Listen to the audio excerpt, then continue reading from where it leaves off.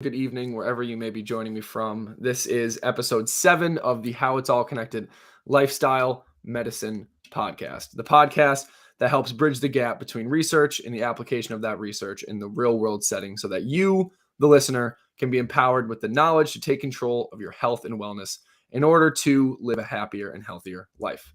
I am your host, Adam Fox, and today I have with me my newly found friend and special guest, Dalton Cousins. Dalton, how are you? I'm good. How are you doing today? I'm doing well, man. No complaints. Like I said earlier, I'm very excited for this conversation. And based off of the little consultation we did, it lasted about 2 hours that we talked on the phone. So I think we won't have any problem with the timing or finding things to talk about today. So I'm excited. Yeah, we should have some good conversation, some good content here that all our listeners can take away and try and apply back to their training or their real life or wherever they want to go with it. Yeah, and that's the whole point of this. That's exactly why we're doing this. So let's get to it, man. Let's so where are you from? What have you been doing with your life for the past, I guess how old are you first off? 25, about to be 26 here in a month. Um, yeah, it's been quite a journey. Athletics, starting my career around sports, kind of what brought me down this journey. Initially getting in the weight room, finding my path to my undergrad brought me to Alfred University. It's where I met, as we all know, the beloved Seth Spicer. Yeah, shout out Met him Seth. over, Yeah. little shout out there. Met him over at Alfred University, getting our athletic training degree.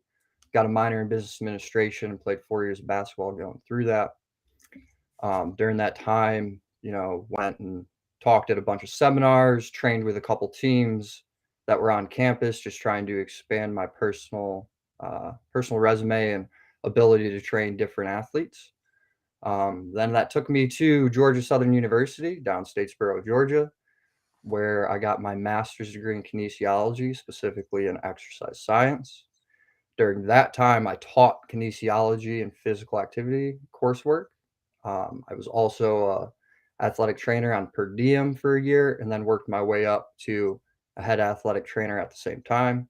And then during that, I was taking online and in-person clients to continue my personal business as well. That has since gone away. After my 2 years, I fell into a high level performance institute out of Knoxville, met a couple really good people there. Got to dive into working with professional, semi pro, collegiate, and high school level athletes, and where I really started to tailor in where my mindset came. Currently, since then, I'm moved up, obtaining my doctorate in physical therapy over at The Ohio State University.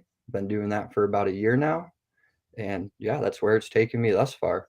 But The Ohio State, right? You the, gotta don't forget make the, gotta make sure that's emphasized. Yeah, so oh, you've been kind of doing a lot. Your hands are in a couple different pots, or have been in a couple different pots. It sounds like.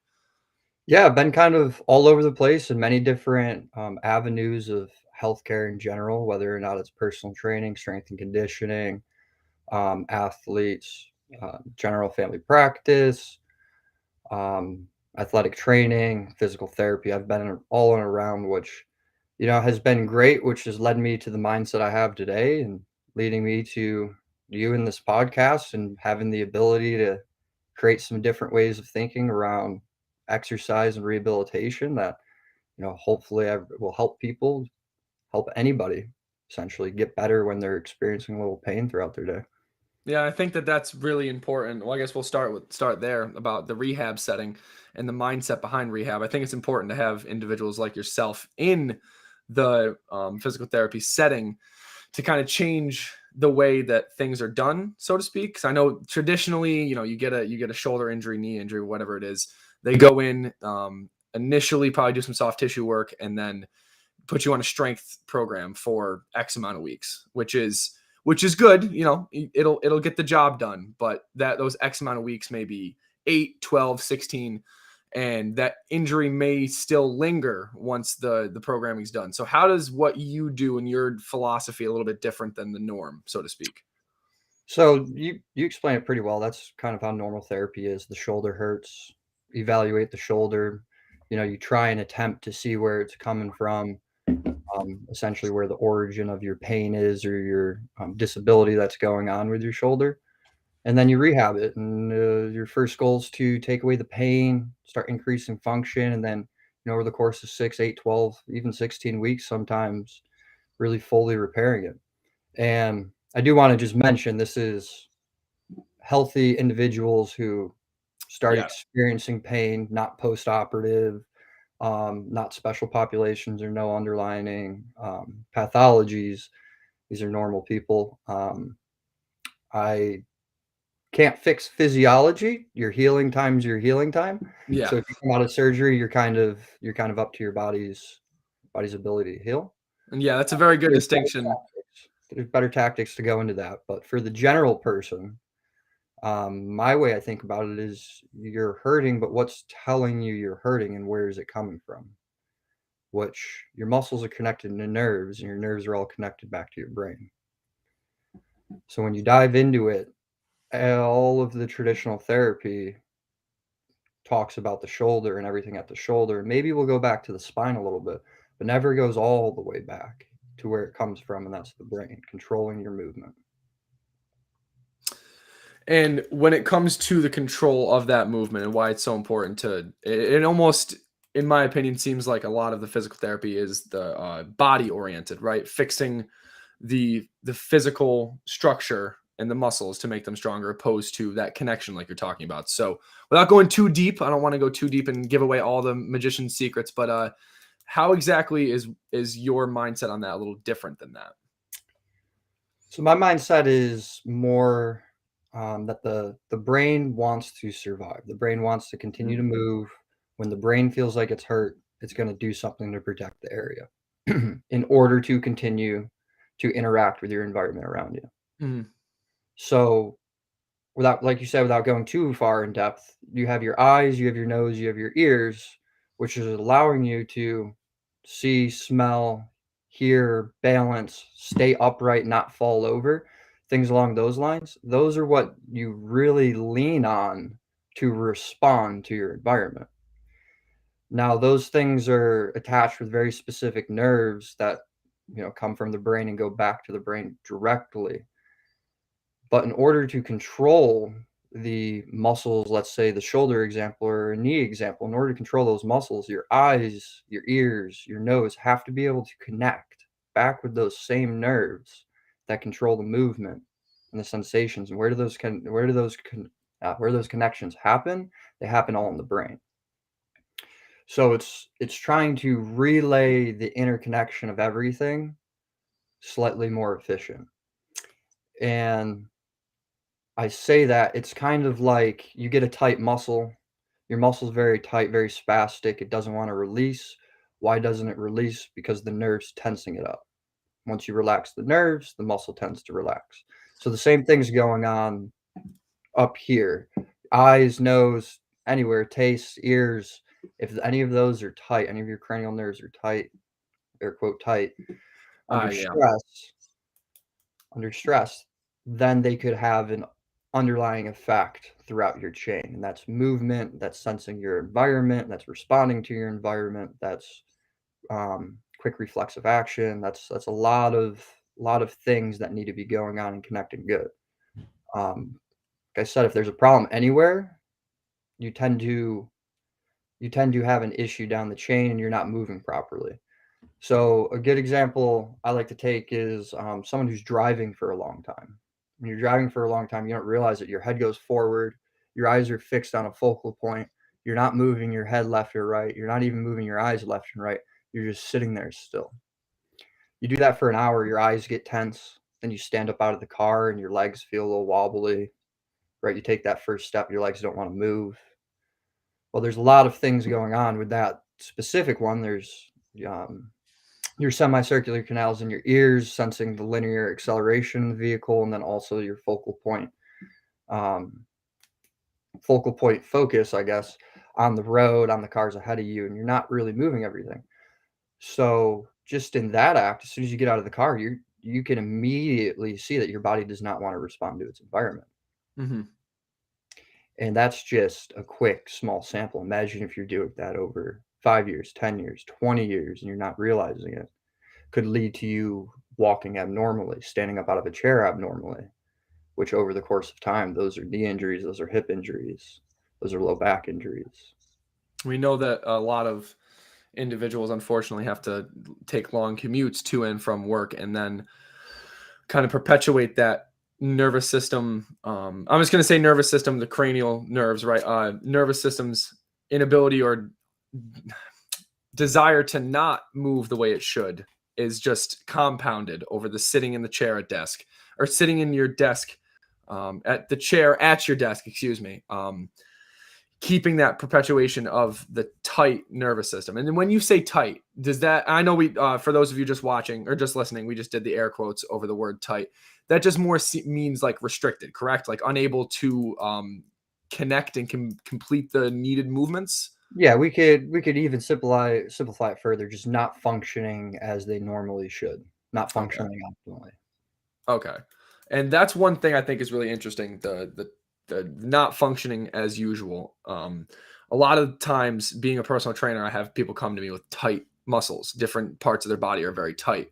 And I'm very, very reluctant to just start stretching people because I think that the body is like a marionette, right? The marionette doll where I have my hand up right now, and you pull on the thumb and the pinky's going to go with it, right? Or you pull on the index finger goes up or the middle finger goes up and the palm goes with it, right? So everything is very interconnected. So to say that tightening or loosening a muscle is going to help with any of the perceived pain or tightness, I think is a little naive. And I see sometimes individuals when we do this type of, they insist on stretching. And if you love stretching, by all means, please, if you want to keep stretching, I'm not telling you not to, but I see sometimes it'll make the issue worse the next day after long static holds of stretching, trying to loosen the muscle. And my view on this is that the nervous system is much smarter than we are, right? The nervous system has evolved to keep us alive, survival. As much as we love the fancy things in life, we are here. Our bodies and brain's goal is to survive. So loosening that muscle is tight for a reason, right? There's something that's either restricting it where this range of motion, the brain doesn't perceive as healthy because it could lead to other injuries, right? The back example you were giving to me the other day about, you're twisting over, you're leaning over and then you twist. That one twist is not something your brain is consciously ready for. And instead of allowing you to slip that disc, the brain kind of clamping up. And I look at that very similarly with stretching. So I kind of just want your opinion on stretching, the goods and bads of stretching, so to speak, what it is kind of useful for, and if there is something we can do in replacement of stretching for our warm-ups, because everyone, your mother, your sister, your grandma, grandpa, uncle, cousins think, oh, before we work out, we have to stretch first. And I've been trying to get people to think of it more as, not stretching, but pre-activation. So I kind of just want you to dive into that a little bit. Sorry, it's a long-winded question. Yeah, there's a lot there. I'm gonna start by bringing it back and almost explaining my mindset to this. I feel like going into this, I didn't explain where I really started to envision a lot of this stuff almost. So my mind is really evolution driven in the sense of how the brain interacts with the body and how the brain has evolved over time. There's examples throughout the entire body that just the way it's set up, the anatomy and way it interacts with physiology to create kinesiology. There's some really interesting things going on. So I used the example when we were talking earlier about the back. And the back, you have two parts of your nervous system. You have a dorsal horn and a ventral horn that comes out of your spinal cord. The dorsal horn's further in your back, it's closer to your back. Ventral horn's closer to your front. The dorsal horn, let's use the example. You're in the wild and you're running away from the bear. Well, the bear catches you and the bear decides to claw at your back, takes out all of your back. Well, you know what? You're not going to be able to feel anything because those dorsal horns only do sensory input. However, the ventral horns, they do your motor input. So you'll get rid of all your sensation, but you'll still be able to run and survive from that bear. So it's a lot of interesting things like that. Go back over to the low back that you were discussing earlier. Doesn't matter who you are. You could be 15, 25, 35, 85. the typical BLT, we like to call it, bend, lower, twist. So you go down, right? Every athlete goes down. Every person goes down typically with two hands to pick up their weights, in a straight line direction in the sagittal plane. Then they pick it up, and then they'll do a sagittal plane exercise, maybe even a frontal plane exercise, but they never actually get that transverse. Yeah, that side to side rotation. Yeah. Exactly. So the rotation component a lot of people miss, and it's not in their training. And because it's not in their training, the brain can't perceive that motion at that joint segment as safe.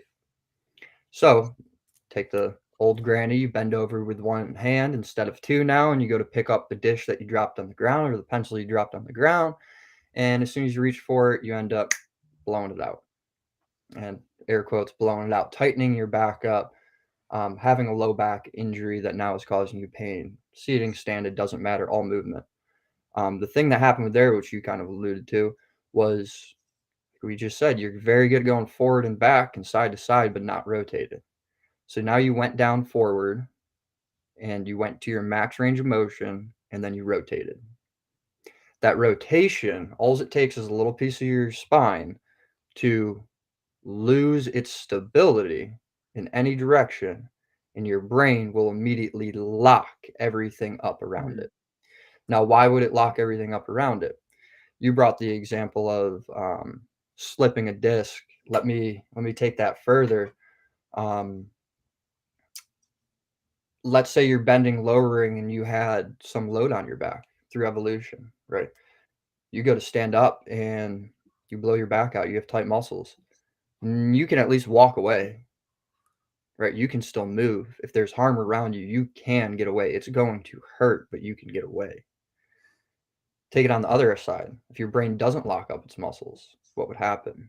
Your spinal segment would completely shift and you would become paralyzed or have a much larger injury to deal with than just a low back strain. Now, things do happen when you go through that.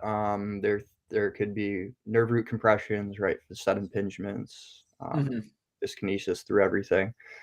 However, I'm speaking directly on the brain causing all of those problems, not specifically coming from the low back. So both examples, there's survivals that the brain has adapted to allow your body to continue to move, to interact with your environment, to survive. When you dive into stretching, okay, it's the same thing with stretching.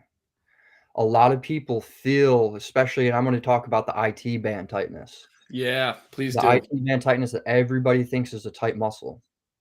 And typically it's not even the IT band. Typically it's the glute med. And your glute medius tendon inserting right near where the IT band and the TFL are going to run. Now, there's one thing about that. Usually these injuries for the IT band, glute med, TFL, they're all tendinitis, overuse, trying to stabilize the hip because your other glutes or your piriformis or your psoas or your adductors are weak. So your glutes are having to take the movement, either walking or running over, to allow you to stay in a straight motion. Over time, you'll get tendinitis because you're using them so much. And that feeling of tendinitis is real interesting because you'll always have people just saying, it just feels like I need a stretch, feels like I need a massage over this.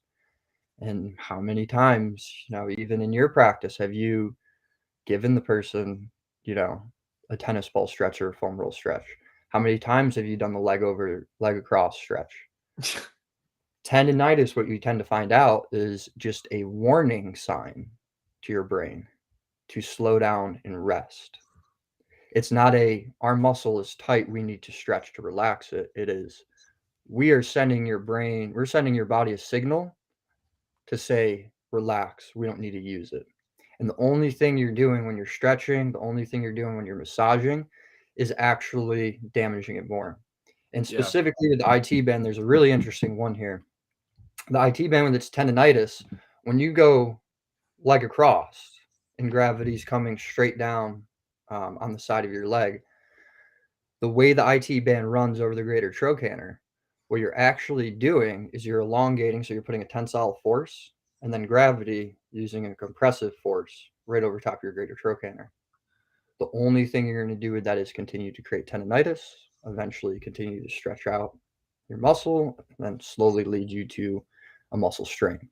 And that would kind of, the way I'm looking at that is almost telling the nervous system to lock up the muscle even more because Bingo. you're putting that more adverse stress on it. And again, the nervous system's like, hey, what are you doing to me? And locks it up even more. So that perceived tightness only increases after the stretching. Would you kind of agree with that? Oh, 100%. Now it is very individual specific, and I Yeah. know we're really doing generalized here, but yeah, in general, when you're feeling that, and it happens at the tennis elbow, that Mm-hmm. lateral tendonitis, a lot of people get when lifting weights. It's the same thing. They massage it, and it never gets better. Why does it never get better? Because you probably just need 72 to 90 or 72 to 94 or 96 hours off. Yeah, 3 to 4 days. Yeah, 3 to 4 days off. Now, do you think that in situations like that, and this is a little bit of the dynamical systems coming out in me, but and the ecological approach to movement, perception, action, increasing the perception of that joint and the surrounding muscles ability movement options, so increasing its the nervous system's understanding of safe movements and unsafe movements. May this be, for the IT band specifically, just perturbations, quick perturbations on a band, in all directions, so transverse, frontal, and sagittal. Do you think that things like that could help get rid of that immediate tightness and pain, or is that something obviously we need to delve a little more into? I think you're on the right track with that. The general sense of how quick, whether or not you would get the immediate right after relief or 2 days, I agree it would be quicker, Yeah. much, much quicker. And before I dive into that, I want to explain more how it works. Hmm. We talked about the cranial nerves, your eyes, your nose, your mouth, your ears, connecting back to your muscles. We never really talked about how. Yeah. So in your brain, you have these areas. They're called Brodmann's areas. Your Brodmann's 1, 2, 3, 5, and 7. 1 through 3 is collecting all your sensory information. That's from your cranial nerves. That's from your skin. So you step on a rock, goes to these areas. You sense you get a visual sense. I'm sorry. 1 through 3 is all sensory from the bottom. 5, you start to integrate the body and its senses. So your eyes, nose, ears. And then in 7, you compile everything into such detail that you're formulating an output. Now, where I go into in something like that is the transition from Brodmann's 3 to 5 and 5 to 7. So taking your body's senses, connecting them back to your eyes, your nose, your ears, mouth, wherever you want to go, your cranial nerves, and then from 5 back to 7, making that output better. And what comes into those are your motor spinal tracts. So this is all happening in your motor and supplementary cortexes in your brain. Won't go too far into that one. However, after you connect these, you have to create an output to go back to your body to create a response. Hmm. Now, I want you to imagine, go back to the guy who got out of the car and his eyes were tense and they went to take a step and, oh, okay, not walking weird. And then after 10 steps, oh, we're here, we're ready to go. Right. That's the body having difficulty relaying your optic nerve, ocular motor, abducens, and trochlear nerves all back in that Brodmann's 5, talking to the body and the senses that it received with its environment as well, and then putting it into 7 to create the motor output. So that's where it all occurs. So when you're discussing fixing something like a glute med and doing a single leg stance um, with a valgus stress, so you can really get some good activation on the glute med, glute max, glute min. When you're talking there, what you're doing is you're actually causing the eyes to focus on something in front of you, relay the input in front of you with your ears back to the senses that you're getting from the band, from you standing on one leg, from you trying to balance with your feet based off of your ground, back to your brain, and then out so you don't fall over. So that is where, as you were talking before, the muscle being tight, stretching it will only cause the muscle to be tighter in Yeah. some senses. In this way, you are targeting the reason why the muscle was tight in the first place.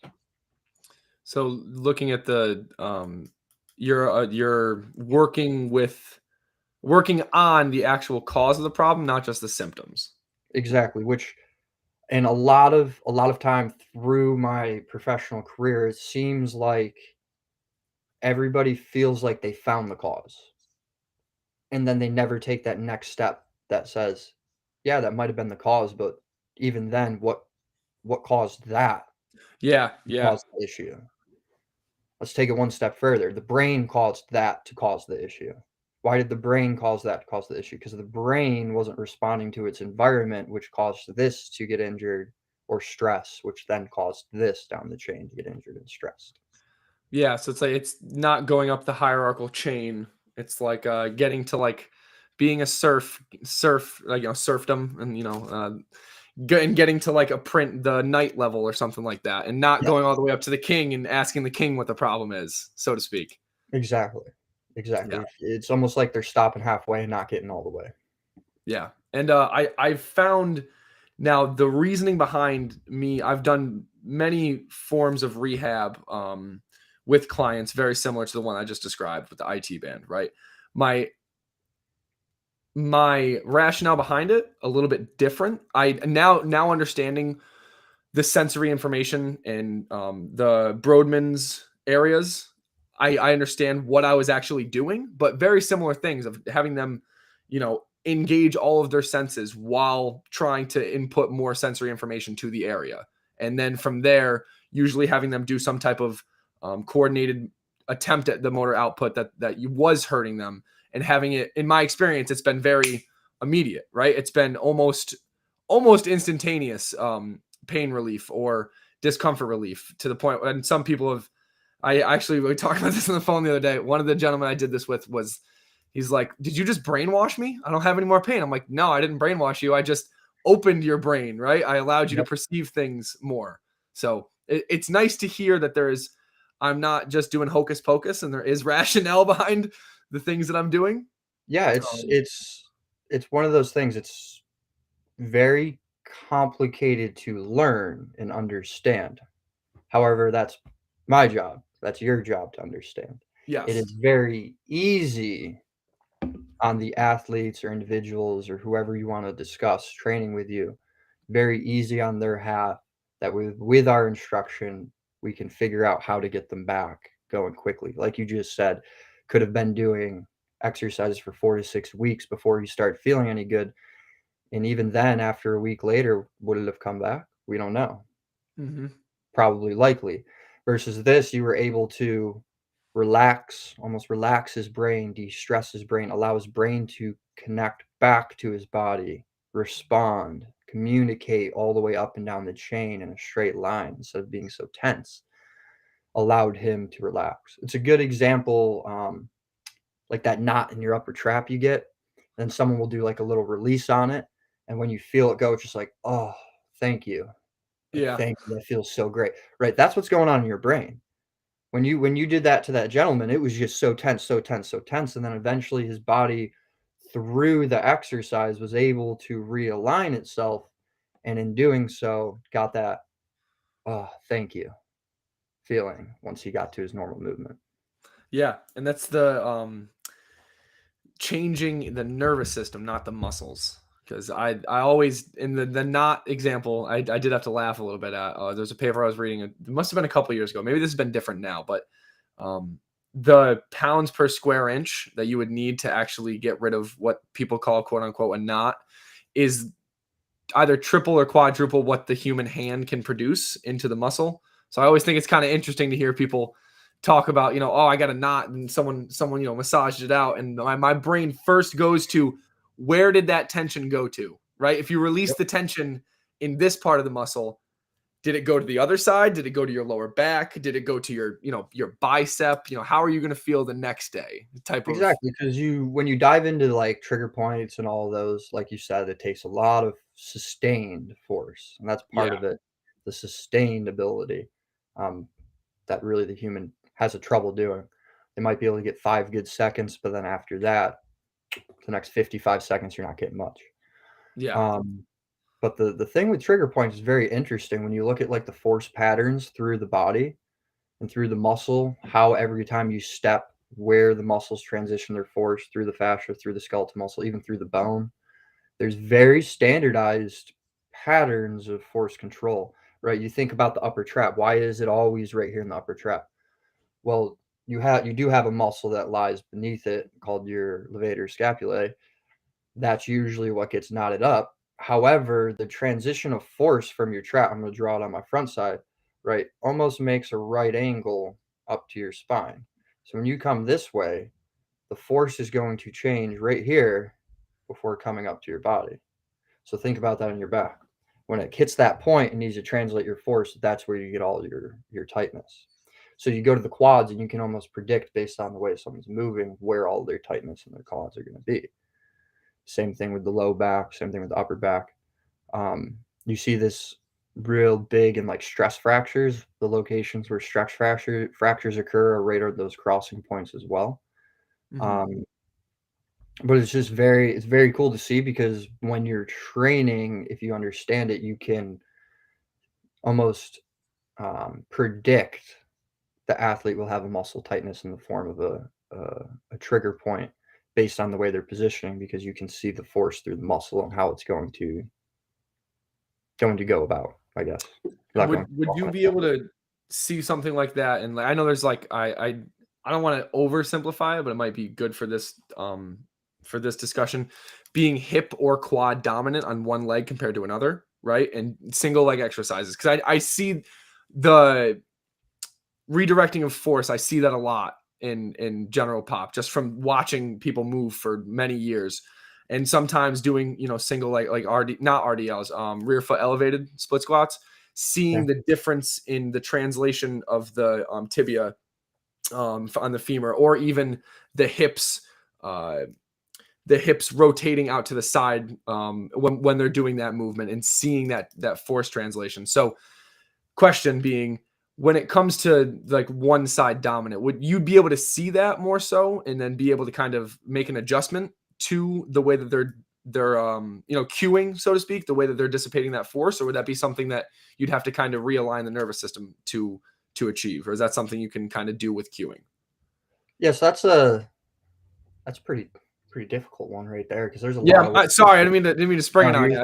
Like there's a couple ways you could go, and that's going to be very heavily individual dependent, just because of why are they moving wrong? Is it because it's their first time ever doing it and they need some cues?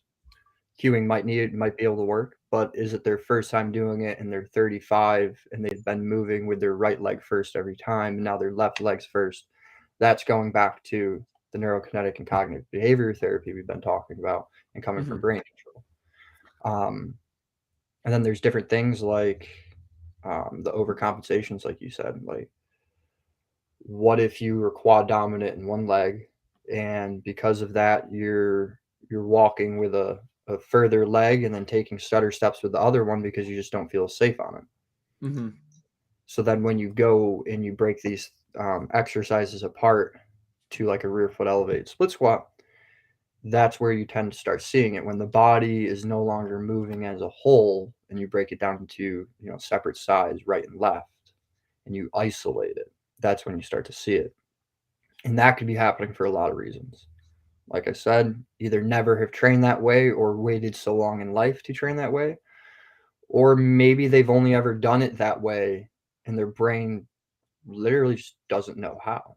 Yeah. There's very interesting things, and I don't want to go too far into this, but the way, so from Brodmann 7 down, the way it connects back, you have a lot of autonomic things. So things that happen without you even thinking about them, and those are like within spinal tracts.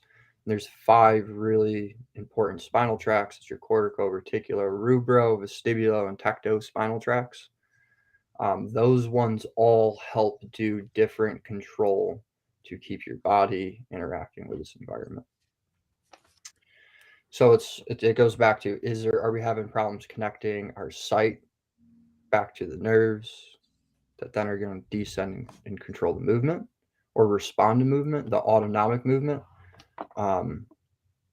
Because as we've been finding out in the recent research, and like over the last 10 years, it's not muscle memory, it's spinal cord memory. So any motion that you actually want to do is coming from your spinal cord, or any reflexive action that you want to do is coming from your spinal cord. But when something changes in your environment, it comes from your brain. And that's why the eyes, ears, nose, all that's so important. So, for example, the individual you're talking about who's just not able to balance, maybe they're shifting one way. Is it that they're quad dominant, or is it that their ears aren't communicating? Is it that their eyes aren't communicating? A real good exercise, just right here, if you keep your head forward and you try and follow your thumb to the left with your eyes all the way, you'll feel tension at the edge, right? All the way to the right, you'll feel tension to the edge. Why are we feeling tension? Because we've been sitting here for 40 minutes staring at a screen. Yeah. Right. So that little bit of tension down the line through Brodmann's, through your spinal tracts, through your motor neurons, through everything that's interacting you in your environment's off. Right. To the point where I'm left eye dominant. So my head might be just slightly leaned like this. Yep. Tilted to one side. And I'm putting more input here rather than here. Right. The right side of my brain is going to get more input. The right side of my brain then controlling the left side of my body going to have less input. So it's like, what else could be going on? The ears is another big one. If you don't have good proprioceptive ability in your ears in both, or in all the X, Y, and Z directions. And what is just for people listening, what is proprioceptive? What does that mean? So the ability to stay balanced, ability to stay upright, not fall over. If something, how do I explain? If something, like you step on a rock or you step off a curb, it's something that your body wasn't naturally expecting while you were walking. And your body needs to adjust to that in order not to fall. Okay, The so like the ability. It's the ability not to fall is piecing everything back to your muscles. Kind of like understanding where you are in space, right? Bingo. Okay, Where you are in perfect. space and how to interact around it. Okay, go on. I apologize. To be honest, I don't remember. You were talking about the hearing and your proprioceptive ability when it came to. Oh, so yeah, like if your ears are off and you start to go down and your torso starts to turn. Well, guess what happened? Your head also turned, which all of your proprioceptive ability in your ears is now off, which is only going to extrapolate everything back down to your legs. It's going to attempt to want to bring it back. But how well can it? Because the way you react is to the way you see, hear, and feel. And if you're tense, you're not seeing, hearing, or feeling the right way. So all the information you're getting, I don't want to say wrong, but is not completely correct. And because it isn't completely correct, without you even realizing it, you have no ability to make the correct movement. Your brain will not allow you to make the correct movement because it knows through evolution, it knows how to keep the body in a safe place when these things are tense. And that's what you tend to see a lot of times. So is there, again, not trying to get all the not trying to have you tell the entire world how to pull the bunny out of the hat when it wasn't there a couple seconds ago, but as far as that realignment, is there like easy, so for individuals who sit a lot and have to drive a lot, this is a very common issue of that the nervous system, not allowing movement. So are there any easy fixes that you can kind of prescribe to individuals that or not prescribe, but give us suggestions to help? Say you just took a 3-hour car ride and you got to go play a hockey game, right? Or even myself, I have an hour car ride tonight and I got to play a hockey game. So things to help kind of realign the nervous system, so to speak. Yeah, it's very, very interesting stuff. And like I said, it's very, very complicated in our heads to make it the viewers a lot easier. Yes. So for example, we'll use the car example. In the car, we already mentioned there's a lot going on with your eyes, a lot going on with your ears, but specifically, let's talk about the ears. When you're accelerating constantly in a linear direction, there are interneurons that connect in your semicircular canals that are responding to that. And for example, a 3-hour car ride, you're sending so much input into the linear acceleration, into that neuron that responds to that it's causing so much tension. One thing a lot of people see with this, before I go to that, you will see the tension. Okay, then you have to go to your brain, you have to connect back, you have to create those neurons to create the movement. There's a lot of interconnection, right? Cranial nerves, back to the brain, back to the movements. The same thing over and over. Specifically for this case, it's a lot of the reticulo and rubrospinal tracts specifically holding you in this erect posture while going in a linear direction. Do that for so long, you're going to tense the cranial nerve on that semicircular canal that responds to linear acceleration, which is going to cause tightness through your medial vestibular and your reticulospinal tracts. So if that occurs, you stand up from the car and you're like, "Oh, my back's killing me." Everybody's felt that. Is it Yeah. Is it because you've been sitting awkwardly in your seat? Could be. Have you been sitting on your wallet? Probably shouldn't do that. But let's say everything's normal, you drive normally, nothing's different. You just had an hour drive and you stood up, your back's hurt. Yeah, after a couple days it might go away, but you're back in the car. You're back in the car over and over and over. The cycle never ends. So the easy way, I don't want to compare it to like stretching, but use the simplified example of stretching. I stretch your quads. So I'm so tight with knee extension. So what are you going to do? I'm going to stretch through knee flexion. Okay, I'm so tight in a linear direction from going so fast and so long in a linear direction. What do I want to do? I want to go vertically. So a very quick, easy one if you've been in the car for a long period of time and you get out and you've had this back pain or back tightness or discomfort that's happening from the hips or the low back or even the mid back for that matter, just the way the spinal tracts run. An easy thing to do for everybody, you can do rapid toe raises as fast as you possibly can. And what that's going to do is that's going to take your ears, your semicircular canal in your ear, and now instead of going forward and back, you're going to bounce up and down in that vertical direction. Kind of like bunny hops almost. So bunny hops will work. I use the first example as the toe raise because it doesn't matter what population you are. You should be like even if your pace for toe raise is boop, boop, that might be fast for you. Right? So if you're 85 and you only can do that, let's do it. If you're 16, what I want you to do is I want you to do rapid squats because now we're taking feet of distance versus just small bit. And the toe raises was more like a plantar flexion, right? Plantar flexion, like raising the body up, or heel raise. I do that all the time. Heel raises. Okay. I want to make sure I want to make sure we weren't doing like anterior tib work. That is the one where I'm like toe raises, and then I think about I'm like, but you're raising your heel. So heel raises. So it doesn't make any sense. Why am I saying this? But yeah, so it's you want to find something that will relieve it, and it's in the vertical direction. You've been going so far linearly in order to relax it. You have to provide some vertical input. And I saw really good stuff. I had a patient who came to me 5 years post-op. No therapy was really working for him. Had his low back fused to his sacrum and a bunch of things going on. And essentially he was getting a lot of pain, like just 25 minutes driving into the gym. And the first thing we would do every single day was get to the wall, do some toe raises. The pain's gone. Okay, let's start our therapy session. So that's my goal is finding the quick, easy ways to reduce the negative emotional experience you're having with whatever you're doing.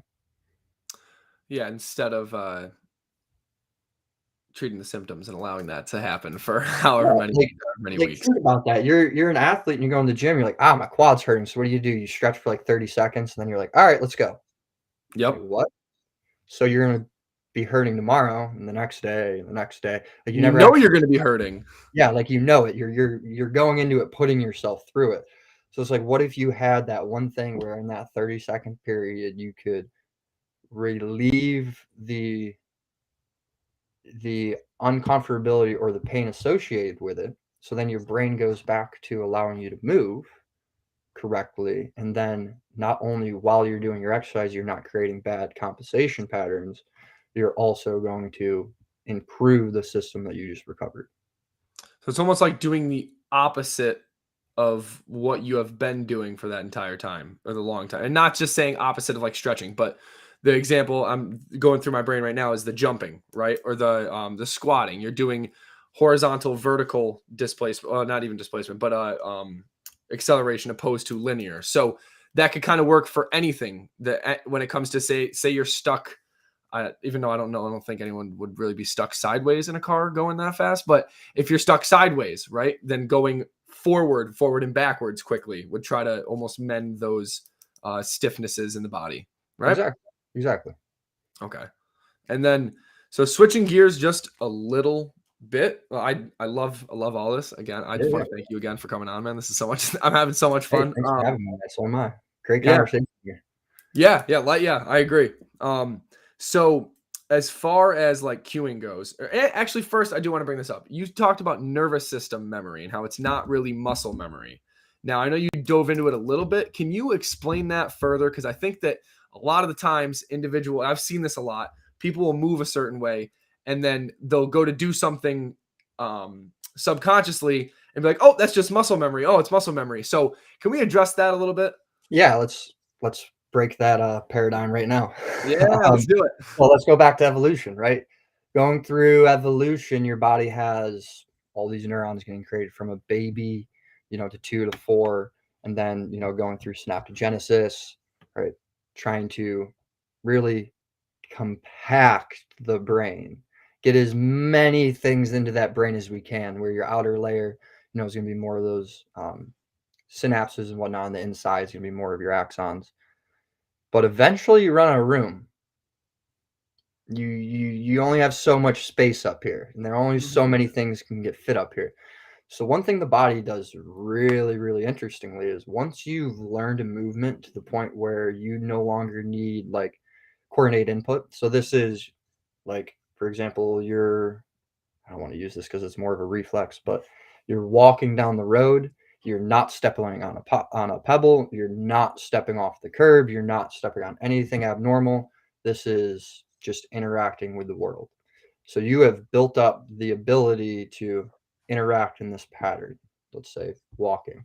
So what it does, it takes the neuron that was up here and slowly brings it down to the spinal cord level that would be associated with it.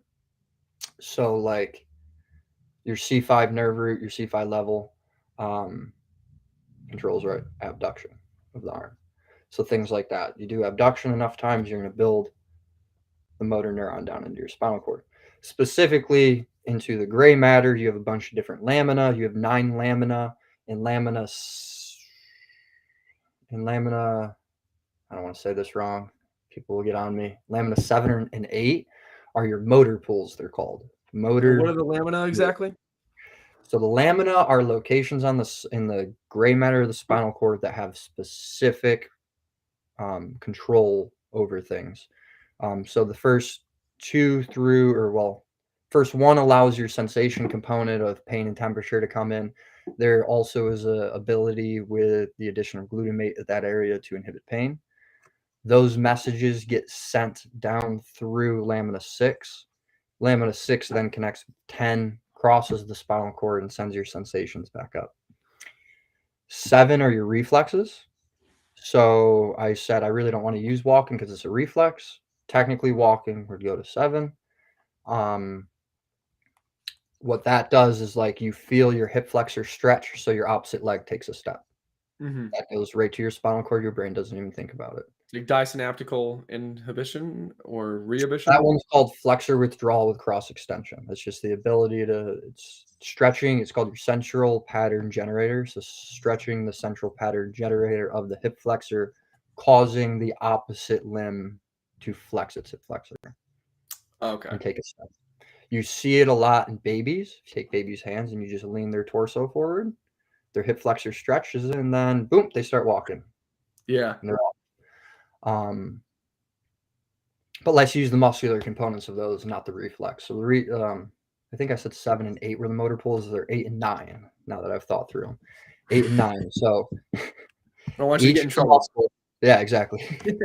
each muscle has a single motor pool it goes to, and this is where you go back to the all or nothing principle. You fire a motor unit and all of it fires. I used to think that it was just the motor unit was in the muscle. If I contract this motor unit in my quad, all of my quad's going to contract. And then I was like, you know what? It's the motor pool they're talking about. If that motor pool excites, it doesn't matter Yeah. what part of that quad goes, all of it's going. So they're really interesting. They're literally like little bubbles that go all the way up and down your spinal cord, because things like your quads cross multiple levels, L2 to L4. So it's like this long circular canal going all the way up and down your spinal cord, and then you come in and you attach to it. Okay. And that is where you store the memory to move. So any Yep. movement that you've done repeatedly gets stored there. So then it's a one quick circuit. You hit that and you come back. Hit that and come back. Okay. Now that Now is that not weightlifting. Weightlifting, you are adding a load, and the load is typically different, and it requires you to use your brain. And that's where a lot of the physiological adaptation comes from. okay, Going because I know out of the spinal cord back to the brain. I know the neural adaptation also. I know usually it's like 12 to 16 weeks for neural adaptation. So is that like, say for a back squat, right? If you're doing 225 repetitively, even though I don't think people would do that, they try to go up in weights. Would that strengthen the motor pattern at the lumina? Or did I say that correctly? Lamina, but yeah, Lamina. all arbitrary. Yeah. So yeah, if it's done in good quality, so like, you know, you go up, you grab the bar, you warm up your squat, and you don't even think about it. That's your motor pool. Okay. However, now I have 405 on the bar and I'm going for 1 rep. Your motor pools are no longer doing that.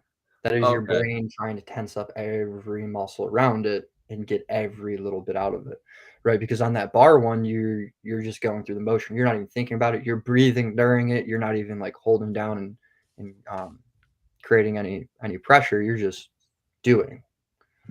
Whereas the 405 squat, right before you even go, you breathe out, you breathe in, you contract, you start squeezing things, you're in your head, you're thinking, so many other things are going on. It's no longer a memorized movement. Okay. The lamina being more so autonomous and then doing any other type of weighted squat. As soon as you change the load from body weight to other to weighted, then that's where it's more of a cognitive stress. And I do want to bring that back. That holds true for everything we've been talking about before. I don't want people to think that, oh, but my muscles are attached to my spinal cord, so why would I need to go back and reconnect up here? It is the reaction to the environment that requires you no longer to use your motor pool and to use your brain. Okay. So, right, you're walking down a normal path that you don't have to react. Your spinal cord's doing everything, not even thinking. So your brain can do other things like, where am I? What am I doing? Thinking about things, doing what it needs to do to survive. As soon as you step off that curb, it's not a normal movement. You need a reaction to that perturbation from your brain. And that Okay. is where some people get injured when there's the inability to react to that perturbation or react or to adjust to the environment around them. And It's is the outside of normal that occurs. when you're doing the outside of normal, is it the brain trying to rely on the lamina and it not being able to or am I misconstruing that kind So of? yeah, that goes. I could go into a far depths. It would use one part of the lamina.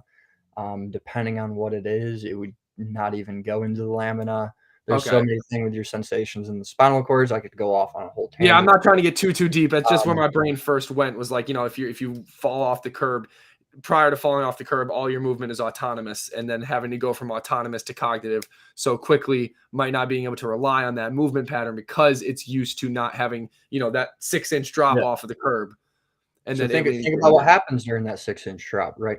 During your step, you're expecting your heel to touch. Yeah. As soon as your heel touches, your spinal cord would know, okay, this needs to happen, this needs to happen, this needs to happen, because you've done it so many times, you no longer need to think about it. Especially Awesome. walking. We don't even remember thinking about walking because we were a baby and we can't remember those thoughts. Yeah. But at one time in our life, we had to think about every Do I put my foot here? Do I bend my knee? Do I flex my knee? What do I do? What do I do? And eventually you learn how to walk normal. Now, in that sense, it's like you're going to step down. What just happened? Your eyes dropped, your ears dropped. So now all my sensory input is getting adjusted. At the same time, I didn't get any sensation from my heel that it hit the ground. So now I'm bypassing my motor pool. Well, I shouldn't say bypassing my motor pool. I'm bypassing the automatic reaction to pick up my back leg. The sensation of not hitting the ground is going up here, connecting with my eyes and ears, which got displaced down, sent to a part in my brain, which then goes back down, bypasses all the irrelevant stuff, and then directly goes on the motor pool to activate the muscle. Okay. So it's instead of being able to go into a closed loop where it goes muscle, motor pool, back to muscle, it goes proprioception, so your sensations, up to your brain, combined with your eyes and your senses, back down to your motor pool, back to your muscle. So it takes a little bit longer than A little bit longer, and now I want you to think about that. What did we have to connect with? We had to go back to the eyes, the ears, the brain, and Brodmann's areas. So you go to step off that curb, and what if your eyes were tense because the last week you were staring at a computer for 8 hours?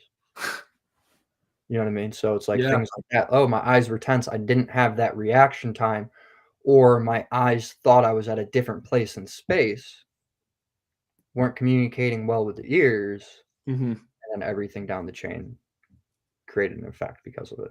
Yeah, so they're perceiving the environment to be different, and this is just how I'm interpreting it, and perceiving the environment to be different, so therefore the movement selection or the movement options available were different as soon as that environment changed and the senses weren't in line with that environmental change, leading to injury because the brain couldn't coordinate that or couldn't choose those movement options correctly, so to speak. Yeah, that's a really good way of putting it.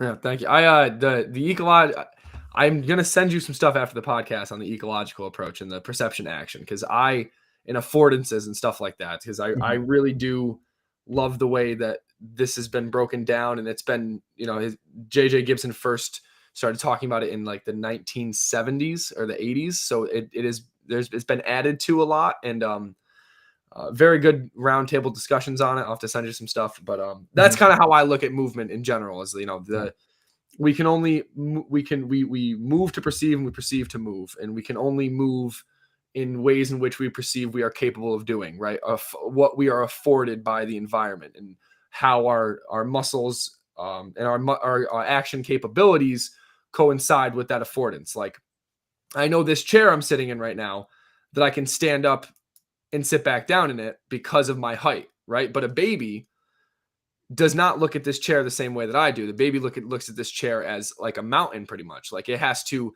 based on its action capabilities, it perceives the afforded movements by that chair much differently than I do.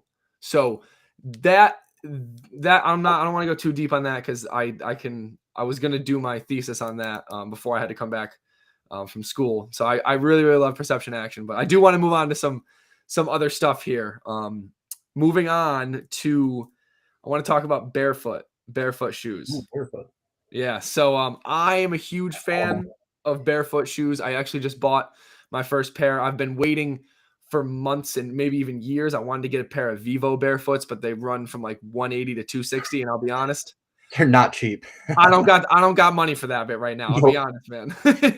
And I got these on Amazon. They're called Witten, Whitin. I'm not sponsored. I'm just letting people know that I like them. So the whole idea of the barefoot shoe is that it has a wider toe box, right? So we think, and I'm gonna compare hands to feet, and it's not the best comparison because we don't walk on our hands unless you know how to do a handstand. But our hands. What was that? So I can go in for that for you. Hey, I can do a handstand as well. I love the ability to brag sometimes, but not putting it on social media. But with the feet, my thought process on this is, hey, the hands, whenever we are picking something up using the hands, usually we're dissipating our weight through all four fingers on our thumb, right? So all of the corresponding upstream muscle activity is based on those 4 or 5 fingers, right? Being able to use all of those muscles. Now, when we go to the foot, we see people wearing high heels, people wearing shoes that have the toe box. And for people not watching, I'm crunching my hands together so they're all overlapping each other. We have individuals that don't have control over, those distal parts of the toes, right? The distal part of the body, the toes. So when you put yourself in these shoes that are meant for a wider toe box, my logic behind this is that you're allowed to you have perceived more affordances for your feet. So the muscles of your feet are able to work the way they're supposed to, so to speak. And then upstream from there, kind of think about it. If I tied your ring finger and your pinky finger down to your thumb, or even to each other, and then had you move throughout your day and only use these 2 fingers in your thumb, the corresponding muscles up the stream are going to be imbalanced, right? You're not going to be using the muscles that correspond with your pinky and your ring finger. So I kind of look at it as the same way with your toes. If the pinky is not the pinky toe, whatever, I don't even know if you call that the ring toe, but your 5th and 4th metatarsal are not being used, and the muscles up the stream are not being activated the way they should, it's going to affect everything upstream. And so that was very long-winded, but that's my opinion on it. And I kind of want to get your opinion on why barefoot shoes. And that's why I wear them. So I want to know why you wear them and if you have any experience with doing barefoot things. Yeah, we talked about this a little bit off camera. Barefoot, I'm a huge believer in barefoot. Back in October, I actually ran a marathon barefoot. I didn't use any of the toe shoes or anything like that. Essentially, what I got was a $25 Kevlar padded sock off of Amazon. Which, like you say, the benefits to the shoe being a minimalist. I hate using minimalist, but Yeah, being a non-typical padded shoe, what you get is you get that wider toe box. You don't have any heel to toe drop, which is allowing a lot of things to happen. You're also not getting that stability, the artificial stability around your foot that you don't need. When you give yourself something that you don't necessarily need, you're going to stop using it. So if you create and give artificial stability to your foot, you're going to stop using your normal stability. Mm-hmm. Tight toe box, heel to toe drop. If you start to rely on your mechanics of heel to toe to activate muscles to push off, and you're trying to also bring the toes in to create a more stable environment to push off, what you're going to do is you're going to decrease the ability to absorb the force when you stand. So shoes in general have a lot of things with them, like the heel to toe drop. One very negative thing with the heel to toe drop is that it doesn't allow you maximal activation of your calves. And when you look in the research, when your calves are not activating, your glutes are not activating. Mm-hmm. Does that have to do with the big toe as well? The line of I'll dive force into there? that. So big toe, I have a lot of experience on. I've actually spoken at a conference linking big toe extension, range of motion, and strength to ACL injury. Very interesting stuff with that one. But to go to the big toe then, one thing when you go to step down, every time you step down, your feet are like this and you want to splay out. Yep. Splay out. That wide toe box only going to let you do that. All right, so you're not getting your natural ability to splay. Or the non-wide toe box, right? Yes, the non-wide. Yeah, the narrow toe box, yeah. Which most shoes are. Even in some of my history with like using Adidas, even when they say they're wide, they're actually still restrictive. Which you brought up the good example. What happens when you tie these two down? There's literal research out there that shows how often people fall and get injured when they don't have that pinky toe. Yeah. And it shows that just that ability to get that pinky out there and create a little support is everything, which a lot of people don't have those control over their hand or their feet. I said I would speak on it. We lost that control again, back to evolution. We lost it going through when we no longer needed our feet to grab onto things and we only needed our feet to walk. So it's called your cortical spinal tract, allows fine control of your distal extremities. We lost almost all of them in our feet and moved them and transitioned them back to our hands so we could use tools better, right? Work, craft, do things like that over the years. And then we needed to run and walk away from things. So that's why a lot of people don't have the natural control. Now you can train it and you can build it up. But one thing you talk about is that big toe. And that big toe is very interesting. Like you're talking, just like that pinky toe, when you're standing, it's going to allow you not to fall over. Your big toe is literally like your thumb. You see how my fingers can only go forward and back, they can go in and out, but my thumb can do all of this crazy stuff. And even this joint down here, right, it's going everywhere. What's very interesting about your big toe is that it does a lot of the opposite motions that the rest of your like midfoot is doing, or the toes 2 through 5 are doing. And what I mean by that is, for example, when you supinate your foot. Yep. So when you supinate and or I should say, when you invert and adduct your foot. I don't want to use supinate. When you invert it specifically, you will feel. So can you explain kind of what, like, for people who are listening, that may not understand that terminology, exactly what you're doing with your foot? Yep. So when you turn your foot inward, so like rolling your ankle. Yep. When you end up seeing through the big toe is that all the other joints. I got to do this because the foot's confusing.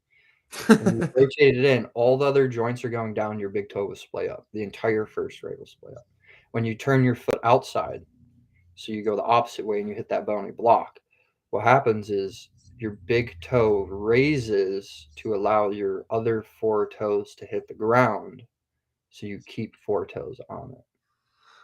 I'm doing it right now. And you feel like when you do it, you feel your big toe really like, and you can try and stop it, and you can feel it like up, yep, it doesn't want to move. Yeah.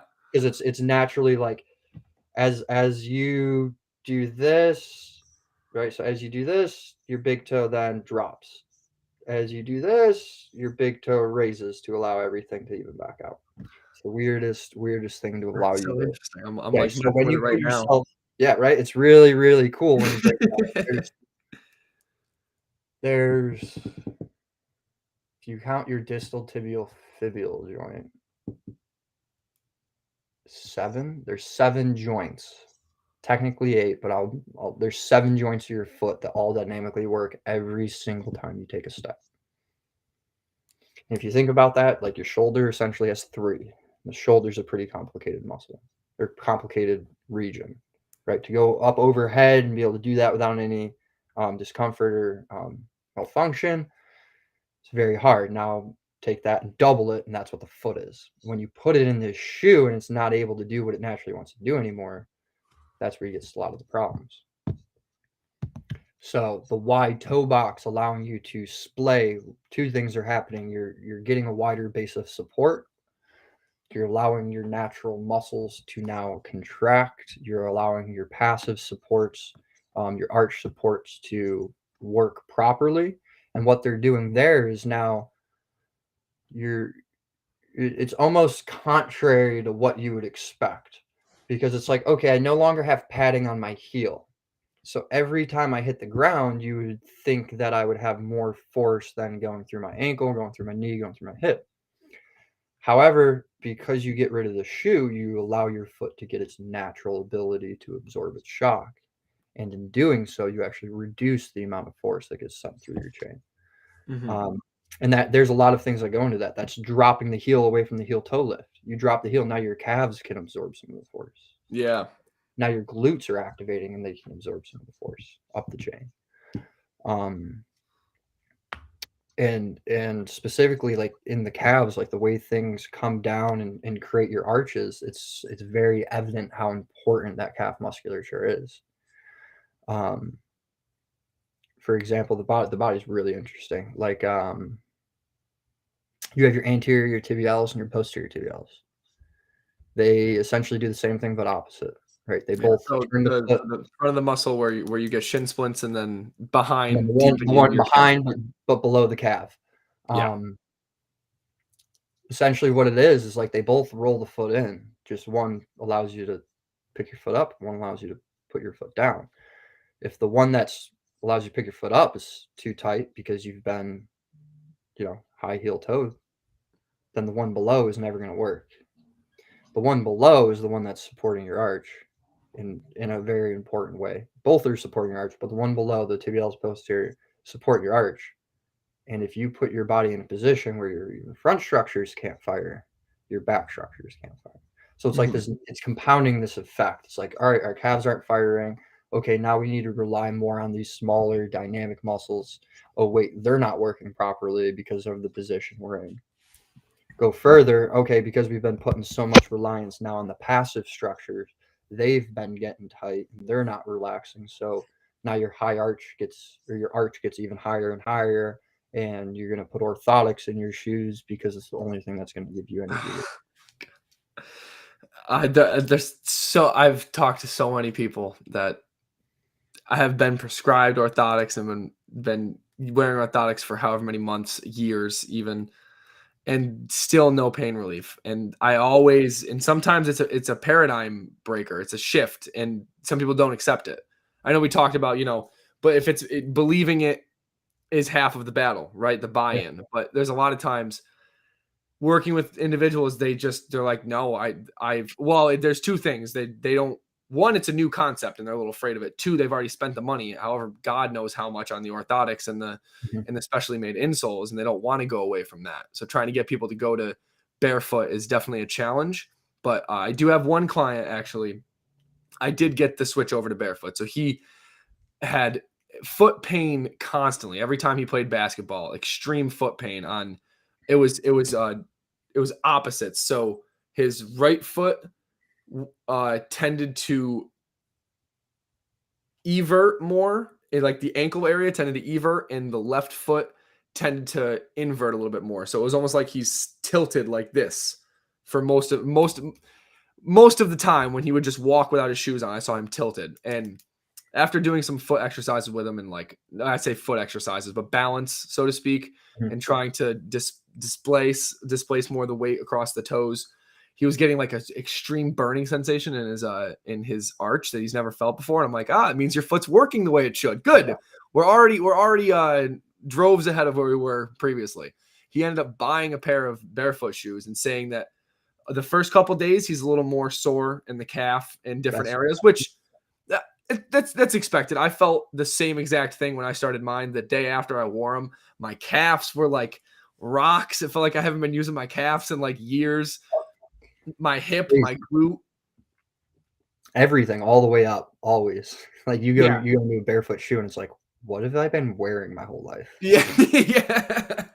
And he told me, he's like, dude, I don't have any foot pain when I wear these and play basketball anymore. Like, and I've given him exercise to do outside, but he's like, I don't know how you knew that's what it was. And I'm not trying to ask and understand how, but like, dude, this has helped so much. And I'm like, good. That's really all that matters. You don't need to know how or why we came to this conclusion. The fact that you've changed and it's helped. That's the important thing. And one thing leading off of that I wanted to ask about the heel drop. Now, let me touch on one thing that you mentioned. Yeah, go ahead. You went into talking about stability right there. That is one thing through personal, because I would do neurokinetic therapy and cognitive therapy. For me, I've gone through 2 knee surgeries and just have some recurring pain every once in a while. Yeah. That was when I was wearing shoes. When I took those shoes off and I started doing balance exercises, and I met a couple of dudes through an organization that was really into feet. I know that sounds weird, but there are people out there that literally just do feet. It is crazy.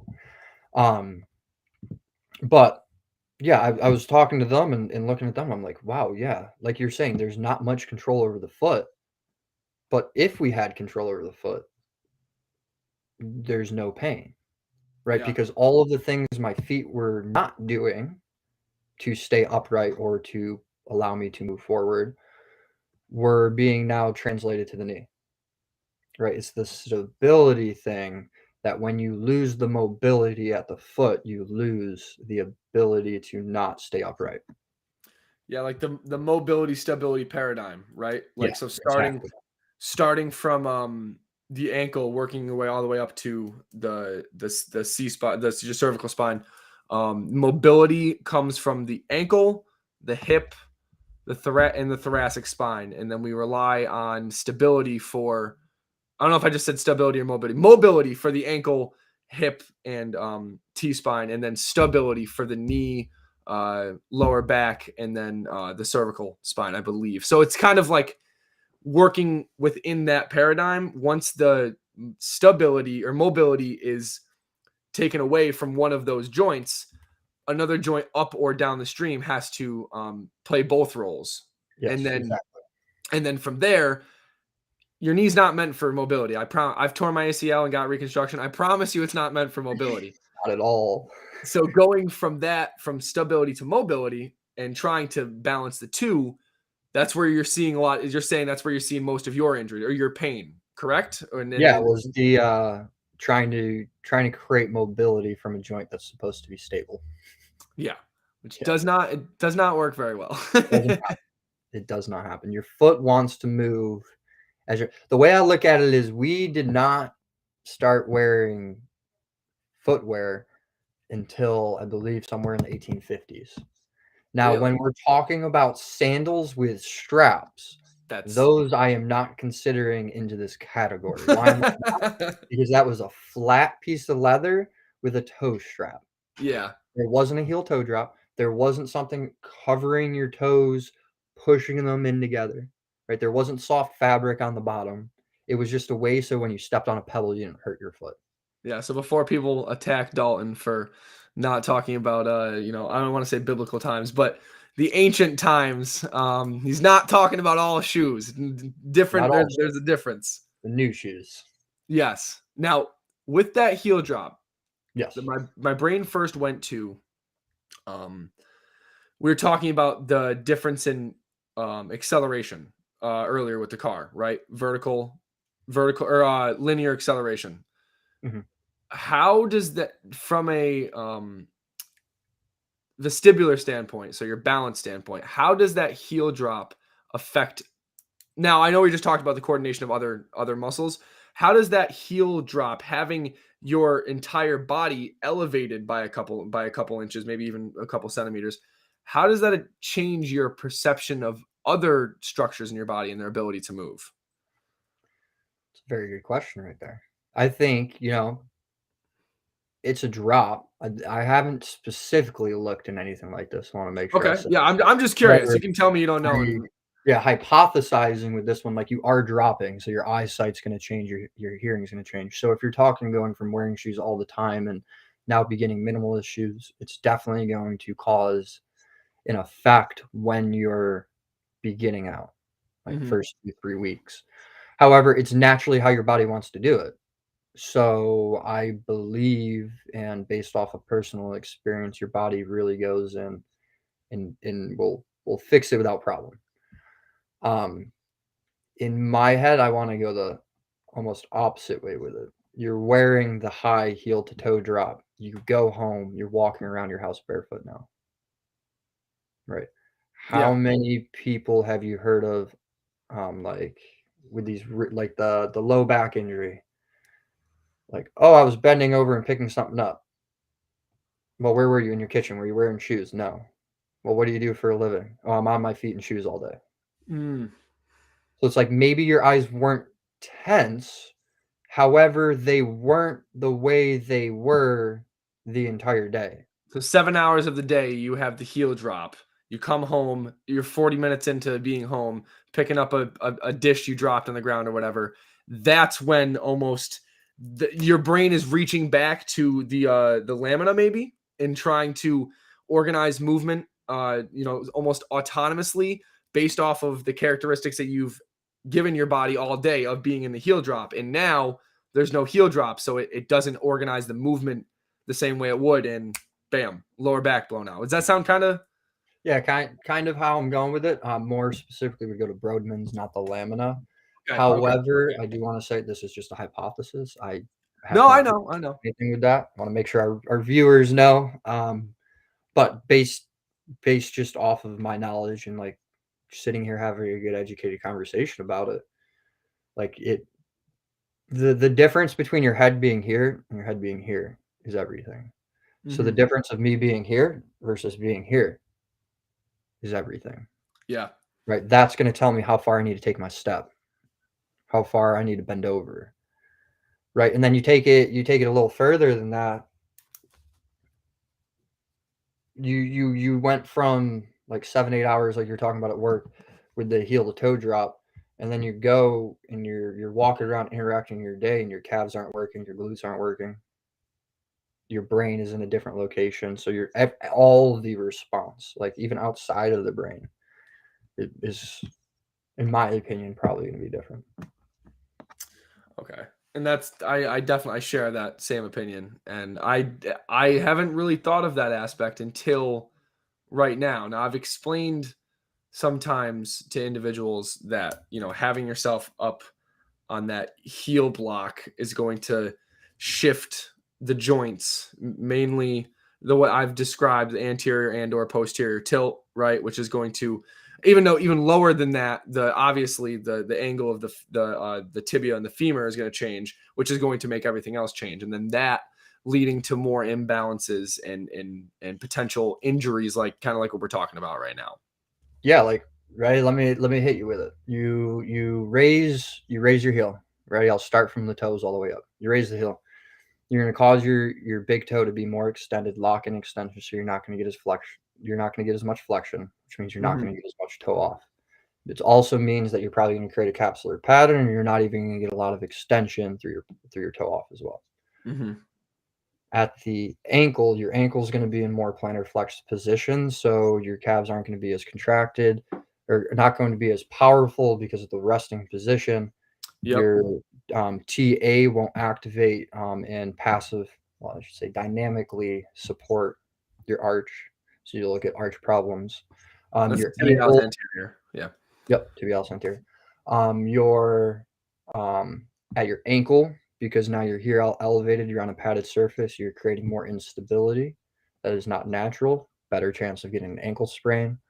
Go to your knee. The high heel to toe is going to put your the posterior aspect of your knee more at risk, which is going to cause your quads to have to lock up your knee to protect your knee via the brain and probably get something like tibial or patellar tendonitis. Um, Also, there you have to think because you're elevated, all the angles at your knee are going to change, so your anterior translation is going to be more susceptible, which is that ACL. Go up to the hip. Your hip is now sitting at a more vertically oriented into its socket, which is going to cause something called coxa profundo or protrusio. What it is just essentially your acetabulum comes over the socket just a little farther, which is now going to restrict the amount that you can actually lift your leg over time. Hmm. Go even farther, like you were talking about, you're also going to anteriorly rotate. So you anteriorly rotate with your cup coming over your femur, really going to lose some flexion range of motion. Hmm. You're anteriorly rotated, so now your hips are anteriorly rotated. Your sacrum, because they anteriorly rotated, your sacrum went posterior, and your spine arched itself even more. Yep. So now there's your low back problem with the here elevated. So all the way up, we just hit the low back. Even further, now our low back is more, I'll use lordotic.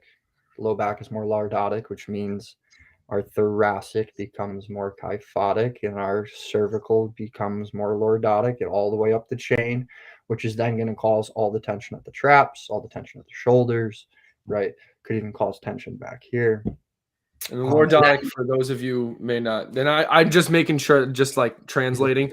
The lordotic is when you see people and their back is all arched up, their chest is protruded way out. They look like they have Superman or Superwoman chest. And the kyphotic is when you see that hunchback in Notre Dame in the mid back, right? And then the lordotic, same thing with the neck being protruded way out in front of the hips and having that C-shape arch to it. So I'm sorry, I just wanted to explain to everyone listening. very good job. I tend to forget where I'm going. No, you're good. You're totally good, man. Tension on the Yeah, so shoulders. you go all the way up, and now those are just the ones like without even putting too much thought like into it. But like now with all of those, go interact with your day. Yeah. Like go step off that curb, go And walk yeah, up the staircase, go sit down in a chair and stand up. Like doesn't take a lot to know that you've been walking around with heel elevated shoes and now you're seated in your chair for 3 hours and your back starts to hurt. Well, why'd your back start to hurt? Well, because when you're standing, you're like you just did, you're here. And then when you're sitting, you're just putting all that pressure, just squishing that spine further and further. yeah. So yeah, it's And to bring that back, I guess I'm going to move on after this, but to bring it back to the stretching, that's what makes me so upset when people are like, "Oh, I just need to stretch it out. I'll be okay in like 5 minutes." Like the issue is not the length and tension relationship of your muscle. It's way more either downstream or neurologically driven. It's not because the muscle is so tight because it's weak. Oh, that's the thing. You ever heard of? I'm sure you have cross syndrome. yes.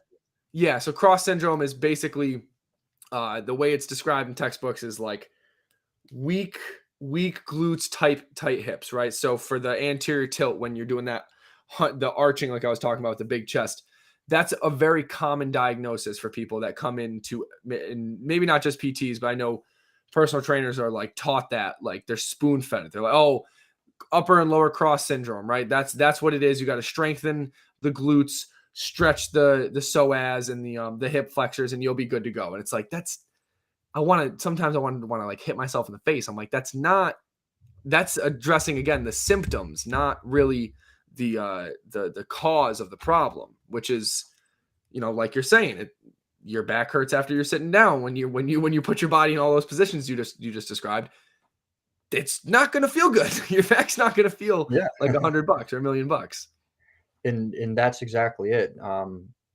Which like you were explaining with one of your clients earlier, you figure out that hey, it's because of some underlying, usually neurological problem. Either your muscle is not activating, is too activated, or you're not communicating up and down the line of your spinal segments in your nervous system, and that's where you tend to get the problems. Like you're explaining, oh, lower cross syndrome, right? Tight hip flexors, tight low back, weak abs, weak glutes.